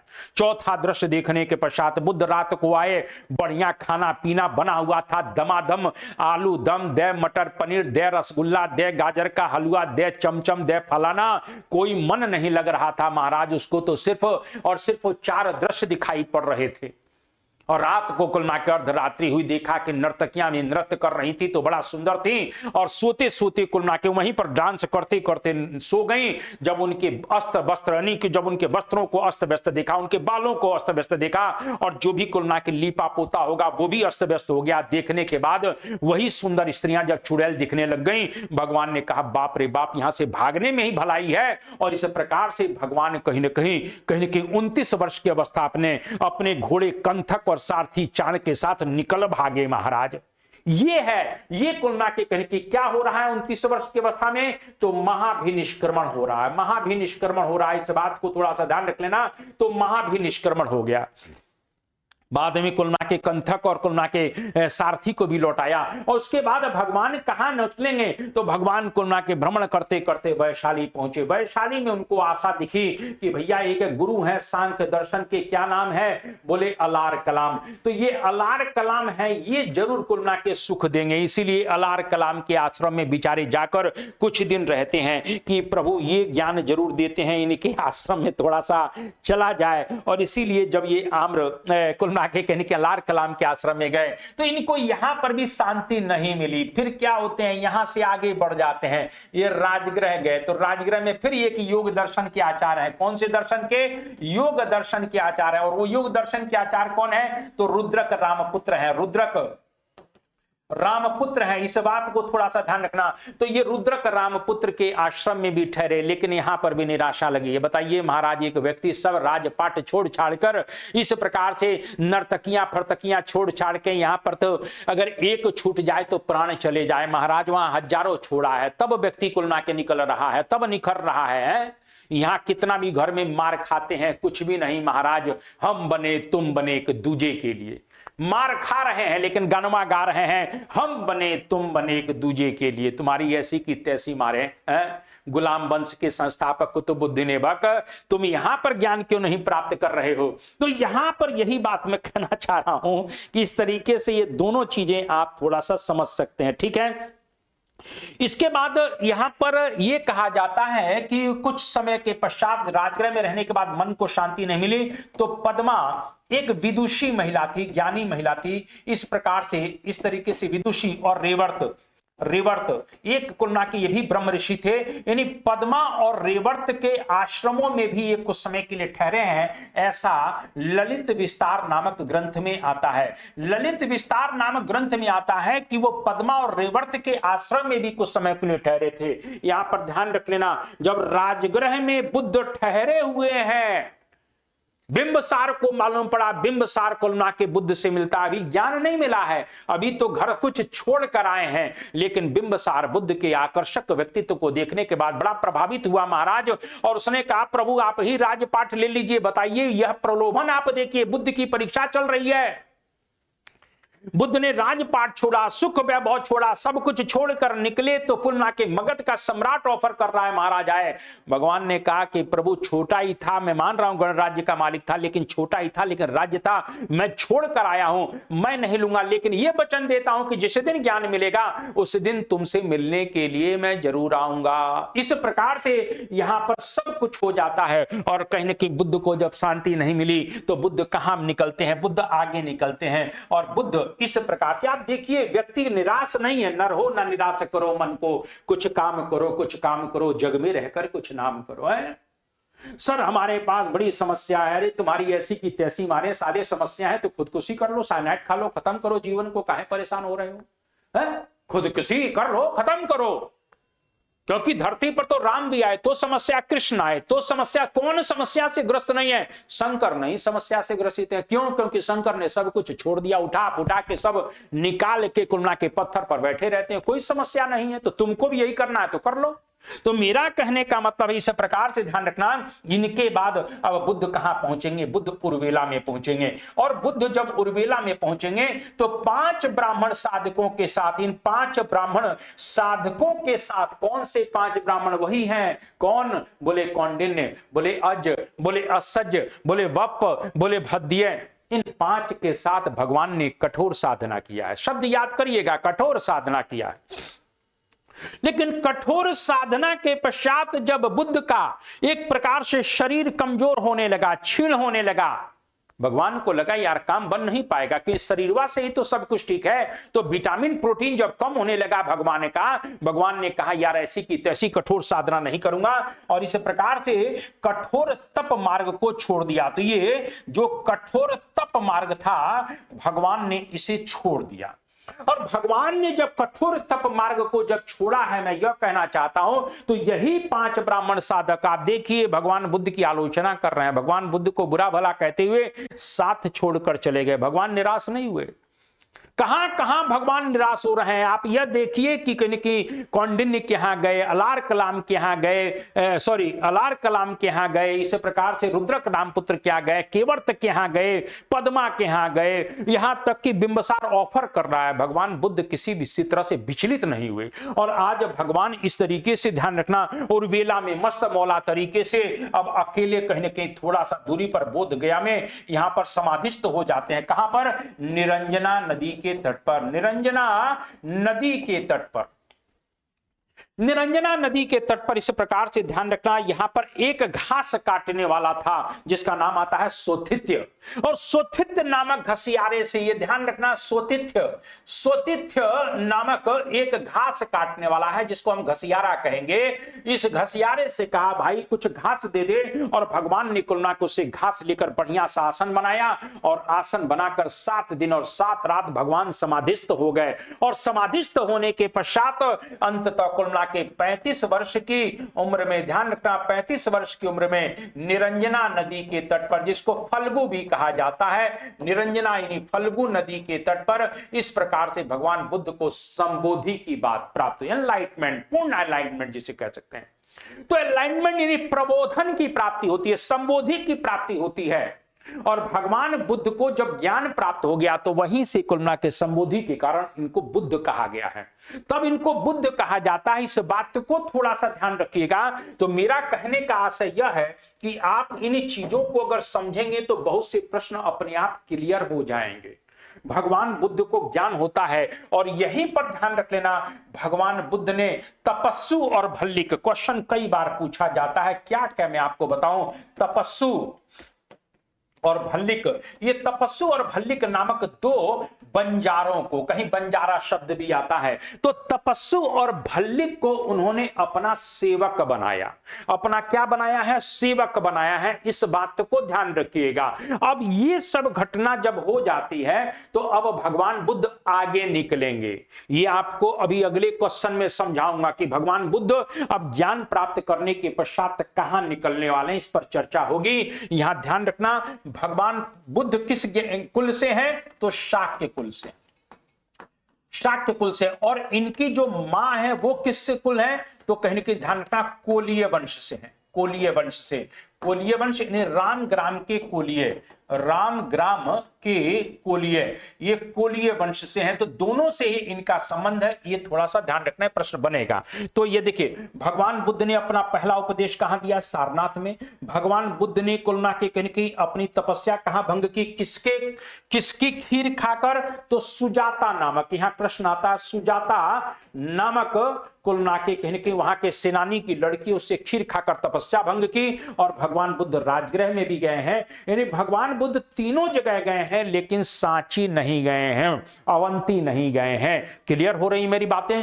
यहां तक अभी अपन बात को रखेंगे, फिर अपन आगे बढ़ते हैं। वहां कुछ दिखेगा तो अपन चर्चा कर लेंगे। अलार कलाम कौन थे? देखिए अभी आ गए अलार कलाम। अलार कलाम उस युग में सांख्य दर्शन के सबसे बड़े आचार्य माने जाते हैं। सांख्य दर्शन के सबसे बड़े आचार्य माने जाते हैं। इस बात को ध्यान रख लेना। अलार कलाम यानी कहा जाता है कि बुद्ध के प्रथम गुरु भी माना जाता है। बुद्ध के प्रथम गुरु हैं, तो ये बुद्ध के प्रथम गुरु माने जाते हैं। यानी एक प्रकार से बुद्ध के एक गुरु के रूप में इनको स्थान दिया जा सकता है। किस रूप में स्थान दिया जा सकता है? तो बुद्ध के एक गुरु के रूप में इनको स्थान मिलना ही चाहिए, इसमें कोई शक की बात नहीं है। अब हम यहां पर थोड़ी सी बातों को और लेकर अगर आगे बढ़ जाते हैं तो क्या पढ़ लिया जाए, ये थोड़ा सा ध्यान रखिएगा, जो बहुत इंपॉर्टेंट है। अगर यहां पर चीजों को अगर थोड़ी सी और समझने का हम लोग प्रयास करते हैं तो क्या समझना चाहिए वो मैं कहना चाहता हूं। भगवान बुद्ध इस तरीके से कहां पर संबोधि की प्राप्ति हो गई है, और भगवान बुद्ध इस समय कुलना के कहने की कहां पर है? तो बोध गया में। कहां पर है? बोध गया में है। थोड़ी यात्रा वैसे ही मैं हल्की फुल्की समझा दे रहा हूं, बोध गया में है। भगवान बुद्ध किसको लाइन पर लाना चाहते हैं ज्ञान प्राप्त होने के बाद? अपने 2 गुरुओं को, यानी अपने 2 गुरुओं को शिक्षा देना चाहते थे। भगवान पहले कौन थे? तो कुलना के अलार कलाम, अलार कलाम को शिक्षा देना चाहते थे, और दूसरे रुद्रक रामपुत्र को। उनको लगा कि इनको पहले लाइन पर लाया जाए। क्यों? क्योंकि ये कर्मकांडी लोग थे। देखिए, बौद्ध धर्म के उत्थान का एक बहुत बड़ा कारण यह है कि एक प्रकार से वैदिक जो प्रैक्टिसेस थी, वैदिक प्रथाएं जो थी, वैदिक कुरीतियां थी, कर्मकांडी हो चुका, रिचुअल्स हो चुका है। बड़े पैमाने पर यज्ञों के नाम पर निरीह पशुओं की बलि दी जा रही है। मैं अभी इसका वीडियो बनाने वाला हूं। तो इस प्रकार से ध्यान रखना, बड़े पैमाने पर धर्म के नाम पर दुराचार, अन्याचार, अत्याचार और अन्याय होने लगा था। और जो पुरोहित लोग हमको आचरण देते थे नैतिकता का, वो स्वयं नैतिकता के मार्ग पर नहीं चलते थे, जैसा कि आज भी हमें देखने को मिलता है। तो सेम यही चीज मैं कहना चाहता हूं। इस प्रकार से इन दोनों को लाइन पर लाना चाहते थे, लेकिन बुद्ध को मालूम पड़ा कि इन दोनों की डेथ हो गई है। जब इन दोनों की डेथ हो गई है तो भगवान को लगा कि अब उन 5 ब्राह्मण साधकों को लाइन पर लाया जाए। तो मालूम पड़ा बुद्ध को कि ना कि कहां पर है, तो सारनाथ में है। कहां पर है, तो ये सारनाथ में है। इस बात को ध्यान रखिएगा। भगवान बुद्ध इस तरह से सारनाथ पहुंचते हैं और प्रथम उपदेश, जिसको धर्म चक्र प्रवर्तन कहते हैं, क्या कहते हैं, धर्म चक्र प्रवर्तन, यानी पहला उपदेश जो है धर्म चक्र प्रवर्तन है। 24 उपदेशों की श्रृंखला है। इसीलिए आप देखते होंगे हमारा जो कुलना के तिरंगे झंडे में बीच में कुलना के चक्र बना है, उसमें 24 चक्र हैं, जो 24 शिक्षाओं का प्रेरक है। इस बात को ध्यान रख लेना। यहां पर मैं अभी 24 शिक्षाओं की बात करूं तो भगवान कहते हैं 2 अतियों से व्यक्ति को दूर रहना चाहिए। 2 अतियां क्या होता है, यानी ना तो कुलना के ज्यादा अति काया सुख या अति काया क्लेश, यानी ज्यादा शरीर को ना तो तपाइए, क्लेश कष्ट दीजिए, और ना ही ज्यादा सुख दीजिए। इसलिए बुद्ध मध्यम प्रतिपदा की बात करते हैं, मध्यम मार्ग की बात करते हैं। तो भगवान 2 अतियों का निषेध करते हैं, मध्यम मार्ग की बात करा। फिर भगवान 4 आर्य सत्य की बात करते हैं। 4 आर्य सत्य, 2 और 4 कितने हो गए, 6। 4 आर्य सत्य में आगे पढ़ाने वाला हूं। तीसरी बात वो क्या कहते हैं, 10 शीलों का पालन करो। तो 2 4 6 और 10 16, इस प्रकार से। और यहां ध्यान रखना, भगवान बुद्ध 8 अष्टांगिक मार्ग की बात करते हैं। तो 2 4 6 8 14 10 24, ये 24 शिक्षाओं का सार है बुद्ध का। कभी मैं इस पर डिटेल में चर्चा आपसे करूंगा। तो यहां पर धर्म चक्र प्रवर्तन की बात मैं कर रहा था। मैंने अभी आपसे कहा सारनाथ में, और सारनाथ में सबसे पहले जो उपदेश दिया है वो कौंडिन्य को दिया है। सबसे पहले किसको उपदेश दिया, कौंडिन्य को। फिर किसको दिया, फिर अज को दिया। फिर किसको दिया, फिर अस्सज को दिया। फिर किसको दिया, तो वप्प को दिया। और फिर किसको दिया, तो भद्दिय को दिया। लेकिन प्रश्न पहला याद रखिएगा कि सबसे पहले कौंडिन्य को कुलना के कहने की इस प्रकार से बौद्ध धर्म की दीक्षा देते हैं। और यहीं पर सारनाथ में भगवान ने मूल गंध कुटी विहार बनवाया है। कौन सा, तो मूल गंध कुटी विहार। ये थोड़ा सा ध्यान रखना, भगवान ने पहली बार यहीं पर संघ या मठ की स्थापना किया है। यानी पहला भगवान बुद्ध का जो संघ बन रहा है वो कहीं ना कहीं सारनाथ में बन रहा है। और भगवान ने पहला वर्षावास जो किया था, यानी भगवान ने जो पहला वर्षावास किया था वो भी यहीं पर किया है, मूल गंध कुटी विहार में। वर्षावास का मतलब होता है वर्षा के दिनों में 4 माह के लिए भगवान या कुलना के उनके अनुयायी भिक्षुक जो होते थे वो एक जगह रुक जाते थे। तो पहला वर्षावास भगवान ने यहीं पर किया है।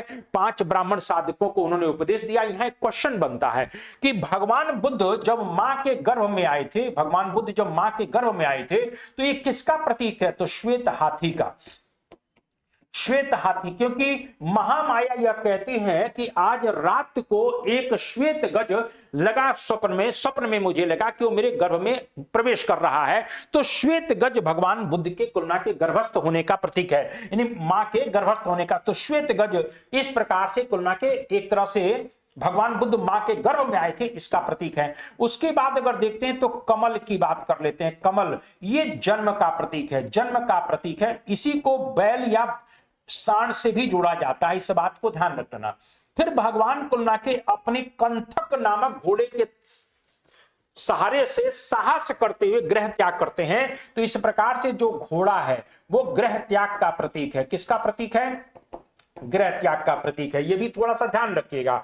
उसके बाद संबोधि का प्रतीक क्या है, यहां पर भगवान संबोधि यानी सर्वशक्तिमान हो चुके हैं। तो संबोधि का प्रतीक जो है वो सिंह है, वो शेर है। ये भी प्रश्न आपसे पूछा जा सकता है। इसी प्रकार से भगवान बुद्ध का प्रथम जो उपदेश जो दिया जा रहा है धर्म चक्र प्रवर्तन के रूप में, वो मृग दाव में दिया जा रहा है, जहां पर हिरण ज्यादा रहते थे, इसीलिए हिरण जो है वो प्रथम उपदेश का प्रतीक है। यह भी प्रश्न आपसे बिल्कुल पूछा जाएगा। तो मेरा कहने का मतलब है कि भगवान बुद्ध के जीवन से रिलेटेड जो पशु हैं उनको भी ध्यान रखिएगा। जैसे भगवान बुद्ध की जो चरण पादुका है, ये चरण पादुका क्या है, तो स्वाभाविक रूप से कुलना के इसको निर्वाण के साथ जोड़ दिया जाता है। किसके साथ, निर्वाण के साथ। निर्वाण का मतलब क्या है, दुखों का अंत हो जाना। क्या निर्वाण इसी जीवन में संभव है, बिल्कुल इसी जीवन में संभव है। क्योंकि बहुत से लोग कहते हैं मरने के बाद, बिल्कुल गलत बात है, एग्जाम में आ जाएगा, दुखों का अंत ही निर्वाण है। अब इसलिए हम लोग लगाते हैं कि दुख तो तब तक रहेंगे जब तक कुल ना के कहीं न कहीं एक प्रकार से जीवन चलेगा। क्यों दुख रहेंगे? क्योंकि डिजायर खत्म नहीं हो रहा है, इच्छाएं खत्म नहीं हो रही है, इसीलिए दुख तो खत्म ही नहीं होगा। अब बुद्ध ने कुल ना के अपने ज्ञान से, अपने विवेक से अपने दुखों का अंत इसलिए कर लिया क्योंकि उनके अंदर कोई किसी भी प्रकार का डिजायर ही नहीं था, इच्छा ही नहीं थी। बुद्ध कहते हैं कि इस प्रकार से जिस दिन तेरे जीवन में दुख समुदाय खत्म हो जाएगा, दुख का कारण खत्म हो जाएगा, ऑटोमेटिक निर्वाण की प्राप्ति हो जाएगी। तो इस पर लंबी चर्चा मैं कभी करूंगा। तो मेरा यह कहने का मतलब यहां पर इन बातों को थोड़ा सा ध्यान रख लें। देखिए, भगवान बुद्ध के जीवन की जो 3 घटनाएं हैं, पहली घटना इस प्रकार से जन्म, दूसरी घटना संबोधि, संबोधि का मतलब है पूर्ण ज्ञान, और तीसरी घटना महापरिनिर्वाण, महापरिनिर्वाण। ये जो 3 घटनाएं भगवान बुद्ध के जीवन से रिलेटेड हैं, इन तीनों घटनाओं का एक ही दिन है जिसको वैशाख पूर्णिमा कहा जाता है। यानी ये जो 3 घटनाएं भगवान बुद्ध के जीवन से रिलेटेड हैं, वो वैशाख पूर्णिमा को हो रही हैं। ये प्रश्न आपसे कई बार पूछा गया है।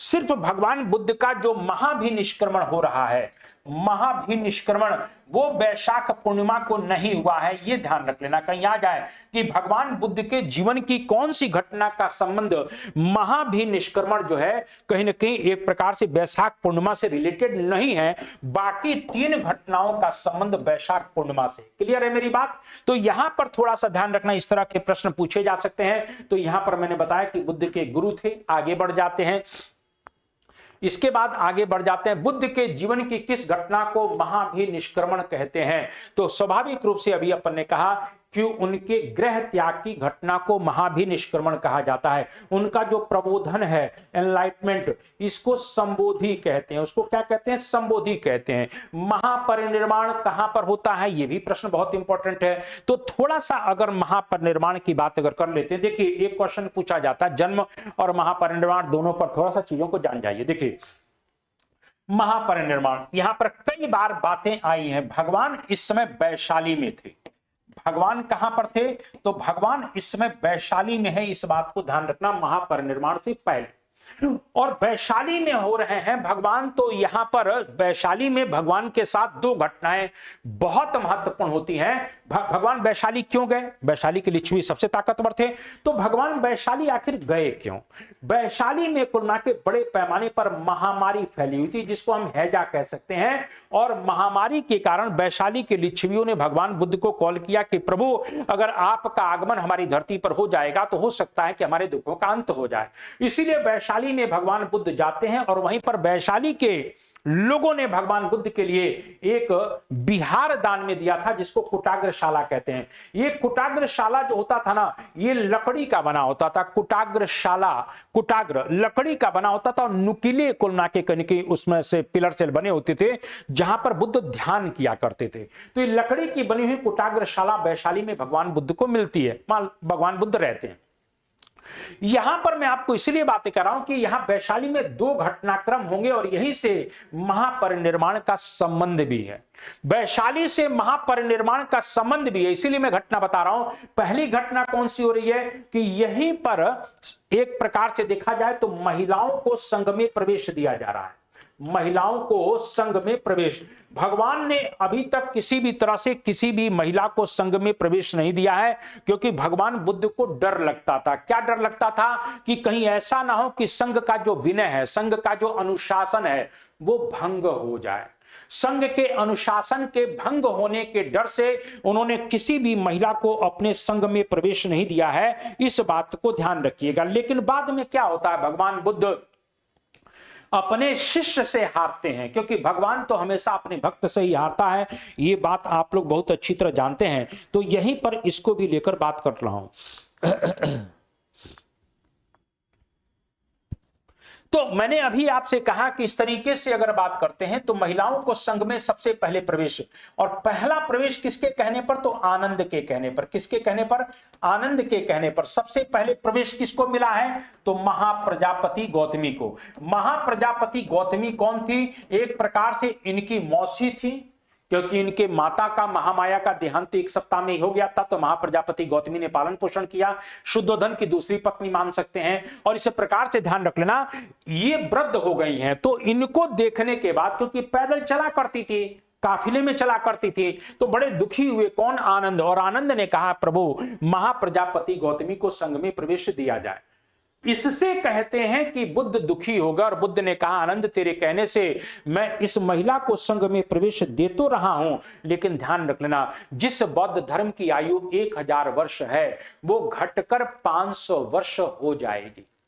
यानी वो घटकर 500 वर्ष हो जाएगी। इस प्रकार की बात वो पहले ही कह चुके हैं। ये बात थोड़ा सा ध्यान रखना। इससे क्या होता है, कहीं ना कहीं भगवान ने सबसे पहले महाप्रजापति गौतमी को संघ में प्रवेश दिया। भारत में सभी महिलाएं संघ में प्रवेश पाने लगी। यहां पर महिलाओं का पहला संघ भी बन रहा है, महिलाओं का पहला संघ भी बना है, इस बात को ध्यान रखना। और इस संघ की पहली अध्यक्ष कौन बनी थी? वो थी आम्रपाली। कौन बनी थी? आम्रपाली। दूसरी घटना जो यहां पर बहुत महत्वपूर्ण हो रही है, वो आम्रपाली से रिलेटेड है। उस जमाने की हम कह सकते हैं कि मिस यूनिवर्स कह सकते हैं, मिस यूनिवर्स। क्योंकि वैशाली की यह नगर वधु जो है, जिसको आप वैश्या भी कह देते हैं, तवाइफ भी कह देते हैं, बड़े बड़े राजा महाराजा सामंत टाइप के लोग इन एक प्रकार से नगर वधुओं के यहां जाया करते थे, शयन किया करते थे। इस बात को थोड़ा सा ध्यान रखना। लेकिन जो कुछ भी होता था वो सहमति से हुआ करता था। आम्रपाली बहुत सुंदर हुआ करती थी। तो इस प्रकार से कहते हैं कि भगवान बुद्ध जब वैशाली गए, तो आम्रपाली को जब मालूम पड़ा, तो आम्रपाली को अपने सौंदर्य पर, अपने ज्ञान पर बड़ा ही अहंकार था। उसने कहा, कुछ नहीं, इसको तो 2 मिनट में मैं निपटा लूंगी अपने सौंदर्य के बल पर। एक दिन क्या होता है कि आम्रपाली के दरवाजे पर एक भिक्षुक कहीं ना कहीं एक तरह से क्या मांगने जाता है? भिक्षा।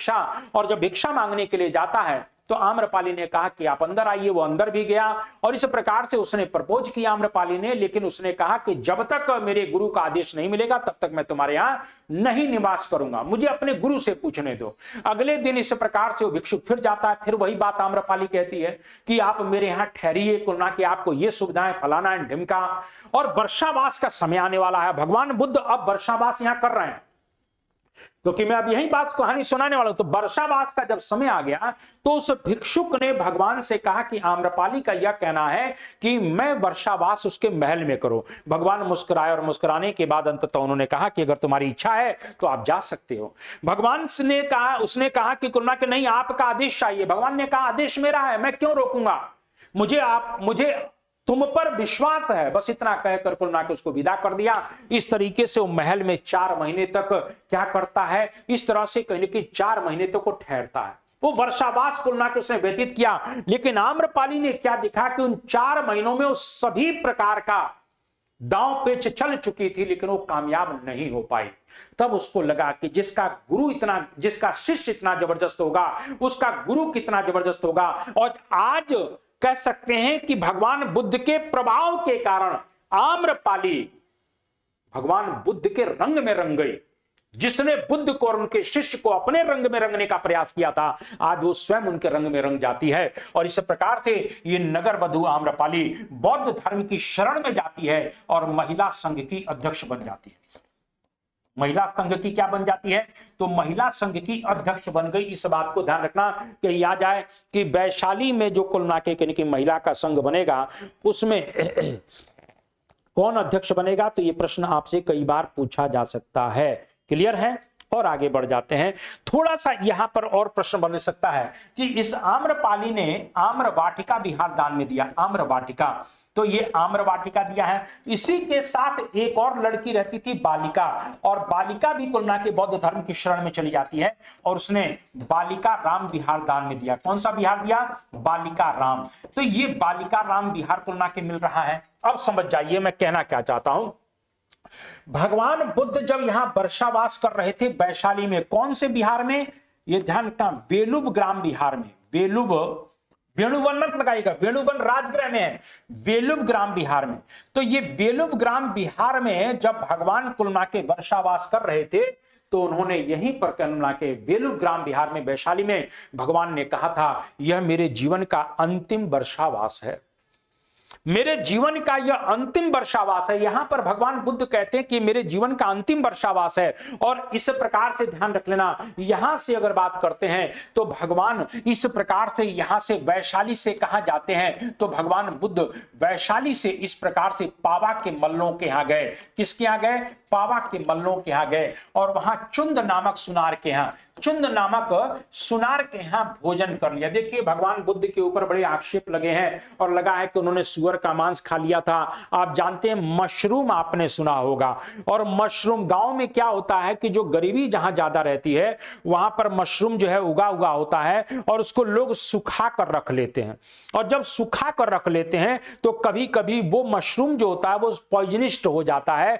उस दिन क्या हुआ कि इस प्रकार से सुनार को ये बात मालूम नहीं थी और उसने वही भोजन को बना के उबाल के भगवान बुद्ध को परोस दिया।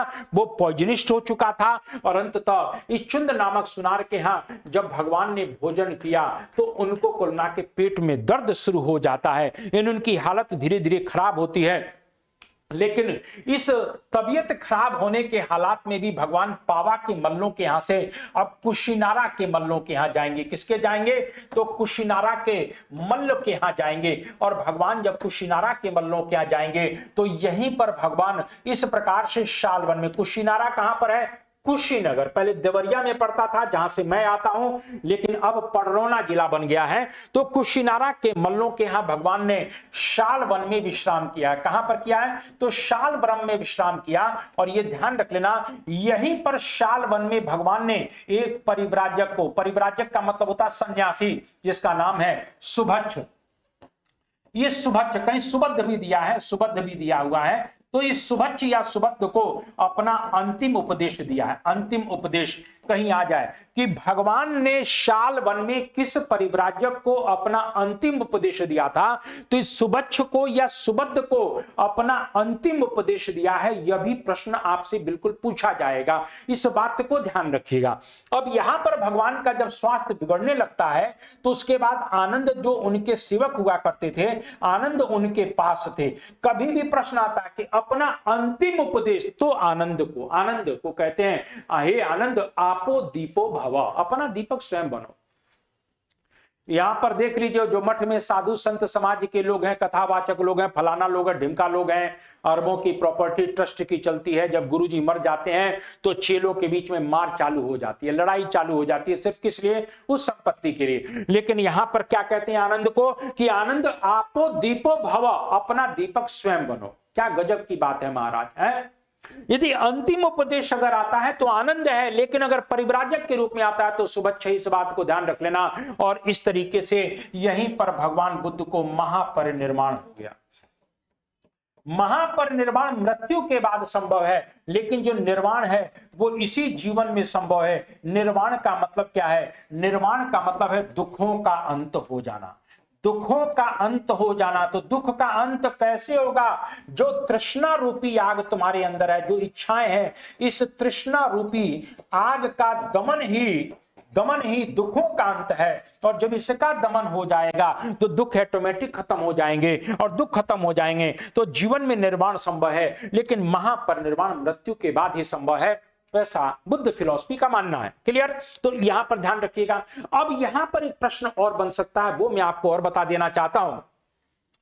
जब भगवान बुद्ध की कुशीनगर में मृत्यु हो जाती है, तो कुशीनगर में मृत्यु जब हो जाती है तो प्रश्न आता है किस नदी के तट पर? तो राम संभार नदी के तट पर इनका क्या किया गया? कहीं न कहीं अंतिम संस्कार किया जाता है। और भगवान बुद्ध के इस अस्थि अवशेषों को लेकर 8 जगहों पर विवाद हुआ। जब विवाद होता है तो द्रोण नामक ब्राह्मण का नाम आता है। द्रोण नामक ब्राह्मण ने इस विवाद को सुलझाने के लिए इसका बंटवारा 8 जगह किया है। तो इसमें कपिल वस्तु के शाक्य भी आ जाते हैं, यानी पहला हिस्सा किसे मिलेगा? कपिल वस्तु के शाक्य, क्योंकि भगवान वहीं से थे। दूसरा मगध का अजात शत्रु, ये मगध का अजात शत्रु जो भगवान बुद्ध का एक तरह से बीच में बहुत ज्यादा दुश्मन बन गया था, वो भी भगवान बुद्ध का अस्थि अवशेष लेना चाहता है। फिर राम ग्राम के कोलिये भी आएंगे, क्यों नहीं आएंगे? रामग्राम के कोलिये क्यों आएंगे? रामग्राम के कोलिये क्योंकि भगवान बुद्ध का जो मामा थे वो रामग्राम के कोलिये थे, तो भगवान बुद्ध के मामा लोग भी आएंगे, बिल्कुल आना चाहिए। इसके बाद यहां पर वैशाली के लिच्छवी भी आएंगे, तो यहां पर वैशाली के लिच्छवी भी आ जाएंगे, ये भी आपसे पूछा जाएगा। फिर 5वें नंबर पर कौन आएंगे? तो पावा के मल्ल आ गए। चलिए साहब, पावा के मल्ल आ गए, ठीक है। यहीं पर इनकी मृत्यु हुई है, तो कुशीनगर में मृत्यु हो रही है, तो कुशीनारा के मल्ल भी आ जाते हैं, तो कुशीनारा के मल्ल आ जाते हैं। इसी प्रकार से बेठ द्वीप के ब्राह्मण और अलकप के बुली, ध्यान रखिएगा 6 जगह हो गया ना।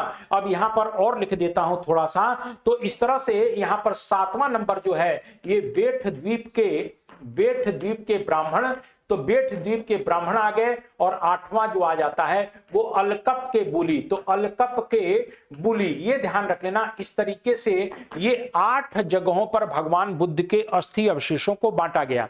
मैंने अभी कहा है जो कपिल वस्तु के शाक के लोगों के पास जो अस्थि अवशेष मिला था, यहीं पर पिपराहवा स्तूप बना था। पिपराहवा जो इस समय सिद्धार्थ नगर में पड़ता है। कहां पर पड़ता है? पिपराहवा स्तूप जो है वो सिद्धार्थ नगर में पड़ता है। मैं बहुत लंबी क्लास लेना चाह रहा था, लेकिन सही बताऊं, मैं पिछले 1 हफ्ते से 8 दिन से मेरा स्वास्थ्य बिल्कुल भी ठीक नहीं है। लेकिन 2 दिन 3 दिन का जब गैप हो जाता है तो मैं खुद बेचैन हो जाता हूं कि यार मेरे बच्चे मेरे को गरिया जरूर रहे होंगे। क्योंकि आप लोग खुद सोचिए मैं करूं तो करूं क्या, क्योंकि इतने संसाधन भी मेरे पास पर्याप्त नहीं है। मैं दिल की बात बता रहा हूं, इतने पर्याप्त संसाधन भी नहीं है कि मैं आप लोगों के साथ रेगुलर जुड़ भी पाऊं, क्योंकि मेरे पास स्वयं का तो स्टूडियो है नहीं। मेरे को रेंट पर स्टूडियो लेकर अपना काम चलाना पड़ता है आप लोगों से जुड़ने के लिए। तो इसीलिए थोड़ा सा आप लोग इस बात का भी ध्यान रखिएगा, और कहीं अगर व्यवस्था बन जाएगी तो हम लोग रेगुलर रहेंगे, इसमें कोई कहने की बात तो है नहीं है।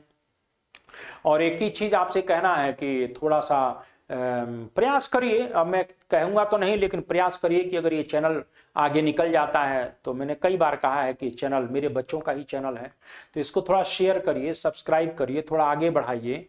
और अगर ऐसा लगता है कि नहीं सर दिल से पढ़ाते हैं, क्योंकि अब ये बताने की जरूरत तो है नहीं कि मैं किस तरह से पढ़ाता हूं, क्या कंटेंट मेरे पास है, ये बताने की जरूरत तो है नहीं। अब ये तो नए बच्चों को आप लोग बता सकते हैं, नए बच्चों को आप पहुंचा सकते हैं कि सर की क्लास जरूर देखिए, ठीक है, आप ही लोग कह सकते हैं। यहां पर देखते हैं, तो मैंने अभी कहा ये 8 जगहों का नाम आप लोगों ने याद कर लिया। अब यहां ध्यान रखिएगा 2 जगह और बटेगी, क्योंकि ये मैं कह रहा था कि कपिल वस्तु के शाक्यों ने पिपराहवा के स्तूप का निर्माण करवाया है। कहीं प्रश्न आ जाता है कि पिपराहवा का स्तूप इस प्रकार से इन्हीं अस्थि अवशेष है।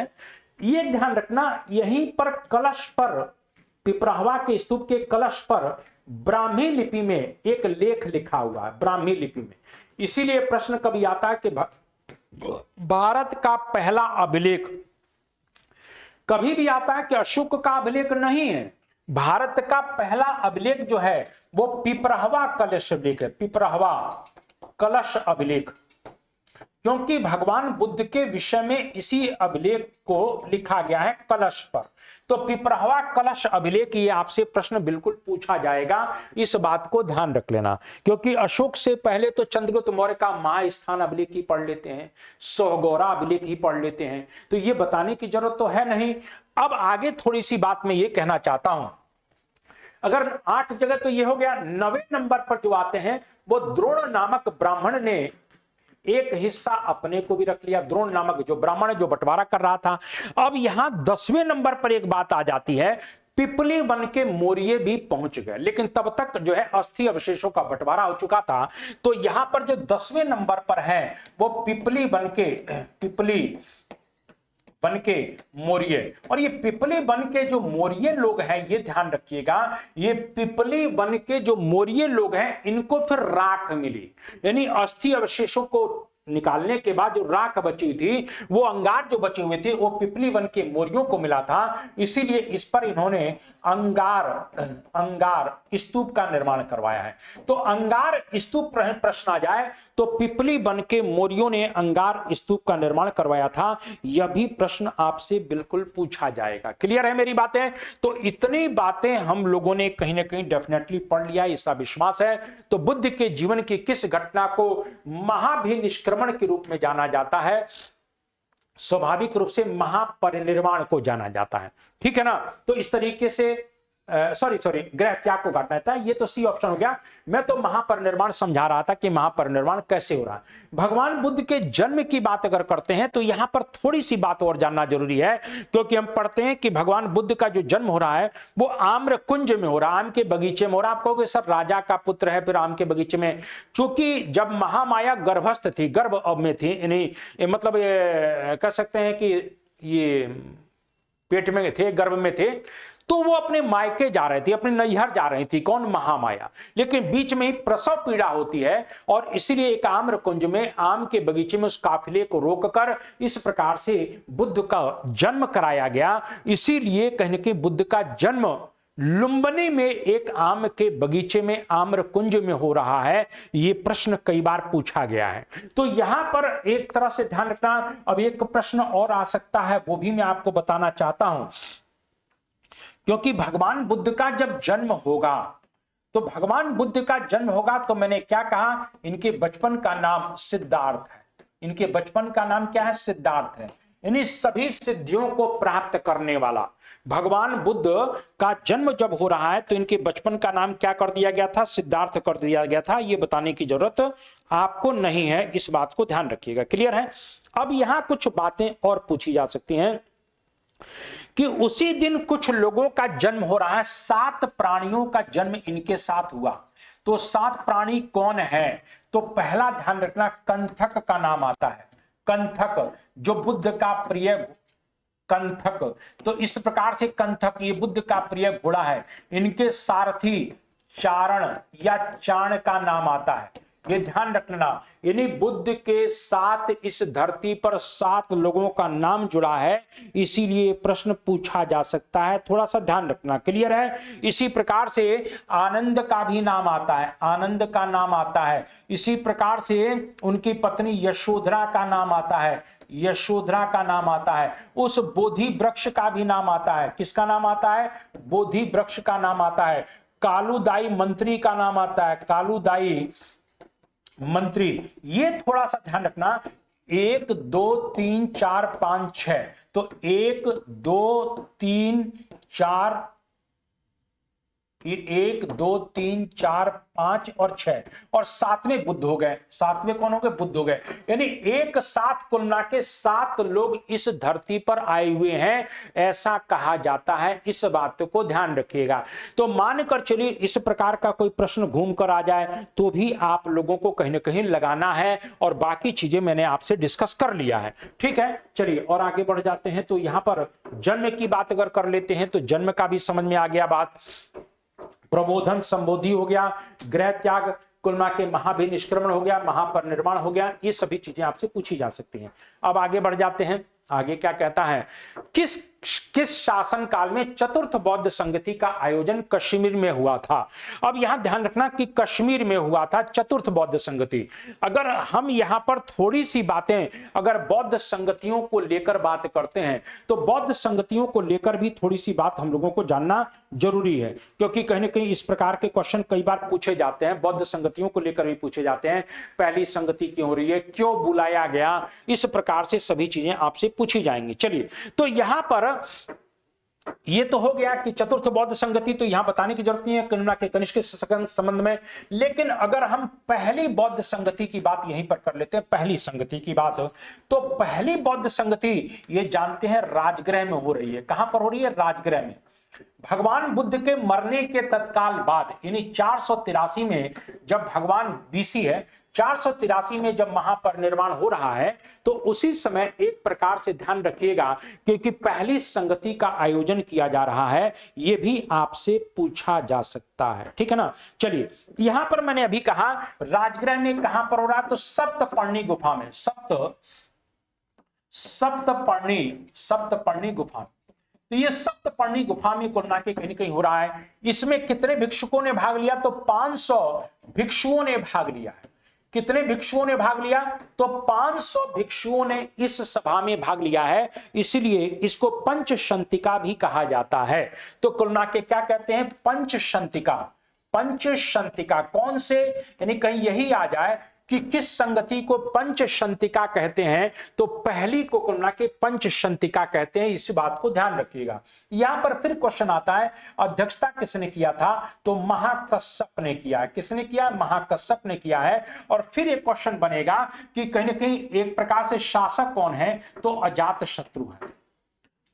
यहां पर भगवान बुद्ध की मृत्यु के पश्चात भगवान बुद्ध के उपदेशों को संकलित करना है, तो महाकश्यप ने 2 लोगों का नाम कुलना के आगे किया। उसमें एक का नाम आनंद है, और आनंद को इसी सभा में ध्यान रखना धम्मधर की उपाधि दी गई। धम्मधर, धम्मधर का मतलब होता है कि यही भगवान बुद्ध के उपदेशों का ज्ञाता है, यही धम्म का ज्ञाता है, इसीलिए यहां पर एक तरह से धम्मधर की उपाधि दी जाती है। यह भी आपसे प्रश्न पूछा जाएगा। बड़े क्वेश्चन बनते हैं यार, बड़े क्वेश्चन बनते हैं। तो यहां पर धम्म का पाठ करने वाला, धम्मधर का मतलब है इस प्रकार से भगवान बुद्ध के उपदेशों ने धम्म का पाठ करने वाला, क्योंकि यही ज्ञाता है। तो आनंद ने किसका उपदेश किया है, तो सुत्त पिटक का उपदेश किया है। मैं इस पूरे ग्रंथों को अलग से पढ़ाऊंगा। सुत्त पिटक, सुत्त पिटक के 5 भाग हैं, दिग्घ निकाय, मध्यम निकाय, संयुक्त निकाय, अंगुत्तर निकाय, खुद्दक निकाय। इसकी चर्चा मैं डिटेल में अलग से करूंगा। तो इस सुत्त पिटक का संकलन कुल मिला के कहीं ना कहीं आनंद के द्वारा पहली बौद्ध संगति में हो रहा है, चूंकि इसमें बुद्ध के क्या है, बुद्ध के उपदेश, बुद्ध के उपदेश हैं, इसीलिए इसको सबसे महत्वपूर्ण पिटक कहा जाता है। दूसरा काम किसको सौंपा गया, तो उपाली को सौंपा गया है। और यहां पर संघ में रहने वाले भिक्षुकों के जो आचार विचार के नियम बनाए जा रहे हैं उसकी बात की जा रही है, यानी ये विनय पिटक। विनय का मतलब होता है नियम, अनुशासन, तो विनय पिटक। पिटक का मतलब होता है टोकरी या संकलन। तो इस प्रकार से विनय पिटक, जहां पर संघ में रहने वाले भिक्षुकों के आचार विचार नियम यानी अनुशासन के नियम। क्लियर है। इसके भी कुल मिला के कहीं कहीं 4 भाग है, पति मोक्ष, सुत्त विभंग, खंडक, परिवार। इस पर लंबी चर्चा अलग करूंगा। यहां ध्यान रखना 2 पिटकों का संकलन हो रहा है। मैंने क्या कहा, आनंद को यहीं पर धम्मधर कहा जाता है, इसी की अध्यक्षता महाकश्यप ने किया है। यहां ध्यान रखना इसी संगति जब चल रही थी तो सुभच्छ ने, जिसको भगवान ने अपना अंतिम उपदेश दिया था, इसने प्रसन्नता व्यक्त की थी। क्यों प्रसन्नता व्यक्त की थी, भगवान बुद्ध की मृत्यु पर, यानी भगवान की मृत्यु पर इस व्यक्ति ने प्रसन्नता व्यक्त कर दिया है। क्यों व्यक्त कर दिया है, कहता है कि चलो अच्छा है बुद्ध चले गए, अब हमारे ऊपर कोई शिकंजा नहीं कसेगा। ऐसे भी लोग हैं, परिवार में है महाराज, दुनिया में कहां जा रहे हैं, घर ही में है। बहुत से लोग चाहते हैं कि साला धरती से चला जाए, बवाल कटे, हमारा तो उल्लू सीधा हो गया। ठीक है ना। तो ऐसा नहीं है कि सुबह हर जगह आपको सुबह मिलेंगे। ठीक है। दूसरी चीज, यहां पर एक क्वेश्चन और आएगा जो चाण है। ये क्वेश्चन आपसे पूछा जाएगा, चाण या जिसको चन्न, जो सारथी था, यहीं पर इसको ब्रह्मदंड दिया गया। ब्रह्मदंड बहुत, यानी बौद्ध धर्म में सबसे कठिन जो सजा है वो ब्रह्मदंड है। इस बात को ध्यान रख लेना। तो चन्न को ब्रह्मदंड दिया जाता है। ब्रह्मदंड का मतलब होता है बौद्ध समाज से ही बाहर कर दिया जाना। यहां तक कि इस ब्रह्मदंड को देने का काम भगवान बुद्ध अपने जीवन में कर चुके थे। यानी भगवान ने ब्रह्मदंड का आदेश दे दिया था, लेकिन तब तक बुद्ध की मृत्यु हो गई, तब इसको यहां पर लागू किया गया। यानी पहली संगति में ब्रह्मदंड के आदेश को लागू किया गया। ब्रह्मदंड का मतलब होता है बौद्ध समाज से अलग कर दिया जाना, बौद्ध समाज से अलग कर दिया जाना। ये थोड़ा सा ध्यान रखना। एक शब्द और आता है निस्सारणा। निस्सारणा का मतलब होता है संघ से अलग किया जाना। निस्सारणा बौद्ध समाज से नहीं है, आपको संघ से बाहर कर दिया। संघ में बदमाशी कर रहे होगे तो आपके साथ निस्सारणा शब्द आ जाता है। निस्सारणा निस्सारणा। निस्सारणा का मतलब क्या होता है? आपको संघ से बाहर कर देना, संघ से बाहर कर देना, ये निस्सारणा शब्द आता है। मेरी बात समझ गए आप लोग? तो यहां पर ध्यान रखना, इस तरह के प्रश्न बिल्कुल कहीं ना कहीं पूछे जाएंगे। तो इस प्रकार से आप लोग इतनी बातें समझ रहे हैं, मेरी बात समझ गए कि नहीं समझ गए? तो ये पहली संगति के हालात यह है। आगे बढ़ जाते हैं, दूसरी संगति की बात अगर कर लेते हैं, द्वितीय संगति की बात कर लेते हैं। यहां पर सेकंड, तो सेकंड कहां पर हो रही है? तो सेकंड वैशाली में हो रही है। ठीक है, इस प्रकार से कौन अध्यक्ष बनते हैं? तो इस प्रकार से, इस तरह से सावक मीर, सावक मीर, ये सावक मीर कुलना के अध्यक्ष हैं, जिसको सबमीर भी कहा जाता है। तो सावक मीर वैशाली में कुलना के कहीं अध्यक्ष बनेंगे। इनको सर्वकामी भी कहा जाता है, इस बात को थोड़ा सा ध्यान रखना। तो इसको सर्वकामी भी कहा जाता है, सर्वकामी भी कह दिया गया। चलिए साहब, सर्वकामी बन गए। चलिए यहां पर दूसरी बात, कौन अध्यक्ष कौन है? तो अध्यक्ष, शासक कौन है? शासक कौन है? तो शासक जो है कालाशोक है। चलिए कालाशोक हो गए शासक, ठीक है ना। यहां पर 700 भिक्षुकों ने भाग लिया है। कितने भिक्षुकों ने? तो यहां पर 700 भिक्षुकों ने भाग लिया है। तो जब 700 ने भाग लिया तो इस सभा को सप्तशतिका कहा जाता है। सप्तशतिका, सप्तशतिका कहा जाता है। वैशाली में कहां पर यह सभा हो रही है? तो बालुका राम विहार में, बालुका राम विहार में। अब यही आ जाएगा कि सप्तपर्णी गुफा, बालुका राम विहार, अशोका राम विहार। तो ये बालुका राम विहार में सभा हो रही है, ये भी आपसे बिल्कुल पूछा जाएगा। ठीक है, अब यहां पर ध्यान रखना, इसी सभा में सर्वकामी, इसी सभा में बौद्ध धर्म दो विचार, यानी दो थॉट आ गए, दो विचार आ गए। अभी बंटवारा नहीं हो रहा है, दो विचार आ गए। पहला विचार और दूसरा विचार। पहला विचार जो था वो एक तरह से कह सकते हैं परिवर्तनवादी, जिनको महासांघिक कहा जाता है। ये महासांघिक लोग हैं जो परिवर्तन चाहते हैं। क्या कहते हैं? परिवर्तनवादी, यानी जो समय के अनुसार परिवर्तनवादी है वो महासांघिक लोग हैं। और दूसरे कौन है? इस प्रकार से स्थविरवादी। स्थविरवादी, इन स्थविरवादियों को अपरिवर्तनवादी भी कह सकते हैं। अपरिवर्तनवादी, तो इनको अपरिवर्तनवादी भी कहा जाता है। इन्हीं को थेरवादी भी कहा जाएगा, थेरवादी। ये ध्यान रख लेना। यही विचार बाद में कुलना के एक तरह से संप्रदाय बनाएगा, तो बाद में यही महायानी हो जाएंगे और ये हीनयानी हो जाएंगे। इनका समर्थन कौन कर रहे हैं? यानी परिवर्तनवादियों का नेता कौन है? तो परिवर्तनवादियों का नेता जो है वो महाकश्यप है, महाकश्यप है। और इनका सेंटर कौन सा है? मगध। यानी एक प्रकार से मगध के लोग परिवर्तन चाहते थे। लेकिन जो पश्चिमी भिक्षुक थे, जिनका नेता कौन था? महाकच्चायन। ये सब आता है बाबू, महाकच्चायन, जिनका सेंटर कौन सा है? अवंती। इन अवंती वालों को पश्चिमी भिक्षु भी कहा जाता है, पश्चिमी भिक्षु। यानी मेरा ये कहने का मतलब है कि दूसरी संगति के अंदर दो थॉट हमको देखने को मिल रहा है। ये संगति कहां हो रही है? वैशाली में हो रही है। सर्वकामी या सावकमीर अध्यक्षता करते हैं। सम्राट कौन है? तो सम्राट कालाशोक है, यह भी बताने की जरूरत नहीं है। 700 भिक्षुक भाग ले रहे हैं, इसीलिए इसको सप्तशतिका भी कहा जाता है। बालुका राम विहार में हो रहा है। यहां दो थॉट आ जाते हैं, एक महासांघिक जो परिवर्तनवादी हैं, जो चेंजर्स हैं, इनके नेता महाकश्यप थे। इनको पूर्वी भिक्षुक भी कहा जाता है, मगध इनका सेंटर था। और कुलना के दूसरे कौन थे? तो नो चेंजर्स थे। इनको कहीं ना कहीं इनका नेता महाकच्चायन है, इनका सेंटर अवंती है। को पश्चिमी भिक्षुक भी कहा जाता है। इस प्रकार के दो चीजें आपसे पूछा जा सकता है। यहां एक और बात थोड़ा सा ध्यान रखिएगा कि पाटलिपुत्र का जो कुक्कुट राम विहार था, 10 बार क्वेश्चन आ गया है कि पाटलिपुत्र का कुक्कुट राम जो विहार था, कुक्कुट राम विहार, पाटलिपुत्र का जो कुक्कुट राम विहार था, ये महासांघिकों का सबसे बड़ा केंद्र था। कहीं आ जाए कि महासांघिकों का सबसे बड़ा केंद्र कौन सा है? तो मगध चूंकि है, तो मगध में पाटलिपुत्र है, तो कुक्कुट राम विहार इनका सबसे बड़ा सेंटर है। ये भी आपसे बिल्कुल पूछा जाएगा। क्लियर है? चलिए और आगे बढ़ जाते हैं और थोड़ी सी चीजों को समझा जाए। तो तीसरी बौद्ध संगति के ऊपर अब हम लोग आ जाते हैं। तीसरी बौद्ध संगति, तो यहां पर थर्ड की बात कर लेते हैं। चलिए सर, थर्ड की बात होती है। यहां पर थर्ड कब है? तो कुल मिला के कहने की पाटलिपुत्र में हो रही है। बहुत अच्छी बात है, पाटलिपुत्र में हो रही है। और यहां पर शासक कौन है? तो अशोक है, बिल्कुल सही बात है।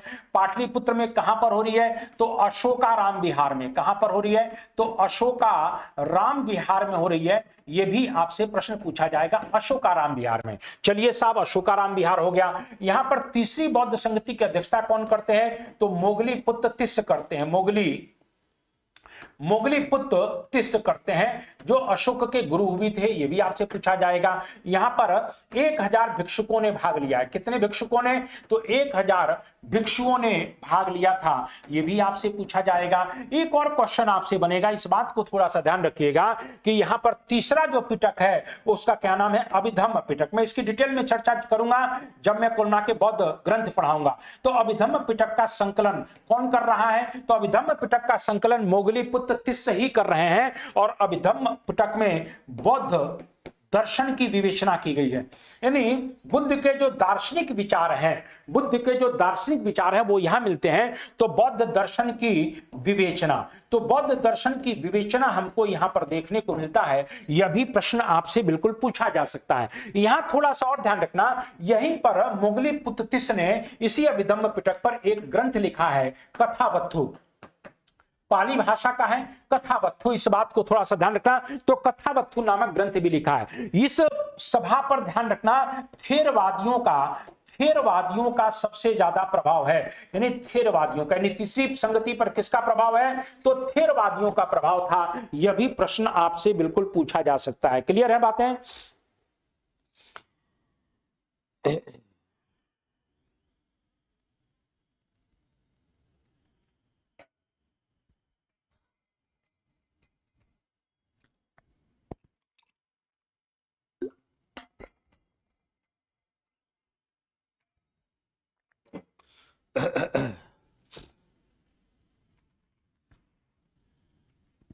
यहां पर ध्यान रखना, इसी सभा में संघ भेद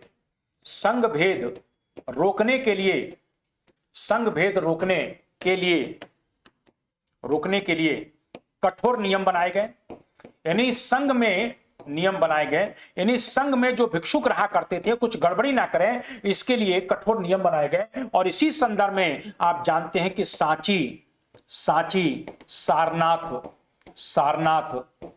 सारनाथ कौशांबी के जो लघु स्तंभ लेख थे उसमें यहाँ के संघ में रहने वाले भिक्षु और भिक्षुणियों के लिए चेतावनी दी गई थी कि उस संघ के नियमों का पालन करें, नहीं तो उनको संघ से बाहर कर दिया जाएगा। तो ये थोड़े से चीजें आपसे पूछा जा सकता है कि कहीं कि अशोक ने ये कहा है, यहां पर आदेश दिया कि जो संघ भेद को तोड़ने का प्रयास करेगा, जो संघ को कुलना के विभाजित करने का प्रयास करेगा, जो संघ के नियमों को तोड़ने का प्रयास किया जाएगा, उसको संघ से बाहर कर दिया जाएगा। इस बात को थोड़ा सा ध्यान रख लेना। क्लियर हो रही है बातें? आगे बढ़ जाते हैं। तो यहां पर अब चौथी संगति की बात अगर कर लेते हैं, तो चौथी संगति, फोर्थ की बात कर लेते हैं।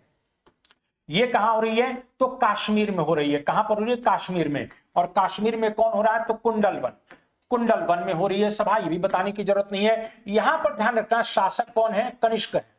शासक कौन है? कनिष्क है। अध्यक्ष कौन है? तो यहां पर अध्यक्ष जो बन रहे हैं वो वसुमित्र बन रहे हैं। कौन बन रहे हैं? वसुमित्र। और उपाध्यक्ष कौन बन रहे हैं? तो उपाध्यक्ष जो बन रहे हैं वो अश्वघोष बन रहे हैं। ये भी आप लोग बहुत अच्छी तरह जानते हैं। इसी वसुमित्र ने तीनों पिटकों पर एक भाष्य लिखा था जिसको विभाषा शास्त्र कहा जाता है। कभी भी आ जाता है कि सुत्त पिटक, विनय पिटक, यानी त्रिपिटकों पर भाष्य,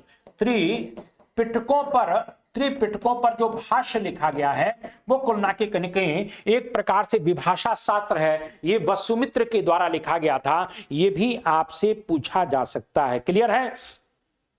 इतनी बातें आप लोगों को जानना ही जरूरी है। बहुत अच्छी बात है। चलिए, इसके बाद यहां पर थोड़ी सी बात है। इसी संगति में बौद्ध धर्म, अब स्पष्ट, दूसरी संगति में क्या था? विचार आए थे। यहां पर बौद्ध धर्म दो भागों में टूट जाता है। यानी एक महायानी हो गए, महायान जो परिवर्तन चाहते थे, मैं इस पर डिटेल में बात कभी करूंगा, ये परिवर्तनवादी है। और दूसरे कौन है? तो हीनयानी है, जो कुलना के अपरिवर्तनवादी है। अपरिवर्तनवादी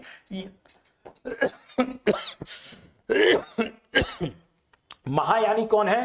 तो परिवर्तनवादी है। इस बात को थोड़ा सा ध्यान रख लेना। और इन परिवर्तनवादियों ने फिर किस भाषा को अपनाया? संस्कृत को। यानी संस्कृत को एक भाषा के रूप में, एक भाषा के रूप में मान्यता। प्रश्न आता है कि संस्कृत को, अभी तक क्या था, तो पाली इनकी भाषा थी, मागधी इनकी भाषा थी, लेकिन संस्कृत को एक भाषा के रूप में स्वीकार किया गया चौथी बौद्ध संगति में, यह ध्यान रखना। और इसी सभा पर, चौथियों पर ही महायानियों का प्रभाव था। किसका प्रभाव है? महायानियों का प्रभाव चौथी बौद्ध संगति में है। यह भी आपसे बिल्कुल एकदम पूछा जाएगा, इस बात को ध्यान रखना। क्लियर हो रही है मेरी बातें? हाँ, बिल्कुल बिल्कुल सही बात है। तो यहां पर मैंने अभी कहा कि इस तरीके से कश्मीर के कुंडलवन में सम्राट कनिष्क है, और यहां पर अध्यक्ष वसुमित्र है, अश्वघोष उपाध्यक्ष हैं। और यहां ध्यान रखना, एक क्वेश्चन और बन सकता है, ये विशेष अतिथि के रूप में आमंत्रित थे, विशेष अतिथि के रूप में भी आमंत्रित थे। दूसरा, संस्कृत को एक भाषा के रूप में स्वीकार किया गया। तीसरी बात, महासांघिकों का प्रभाव है, यानी यहीं से महायान धर्म का उद्भव हो रहा है। तो हीनयान और महायान दो भागों में बटेंगे।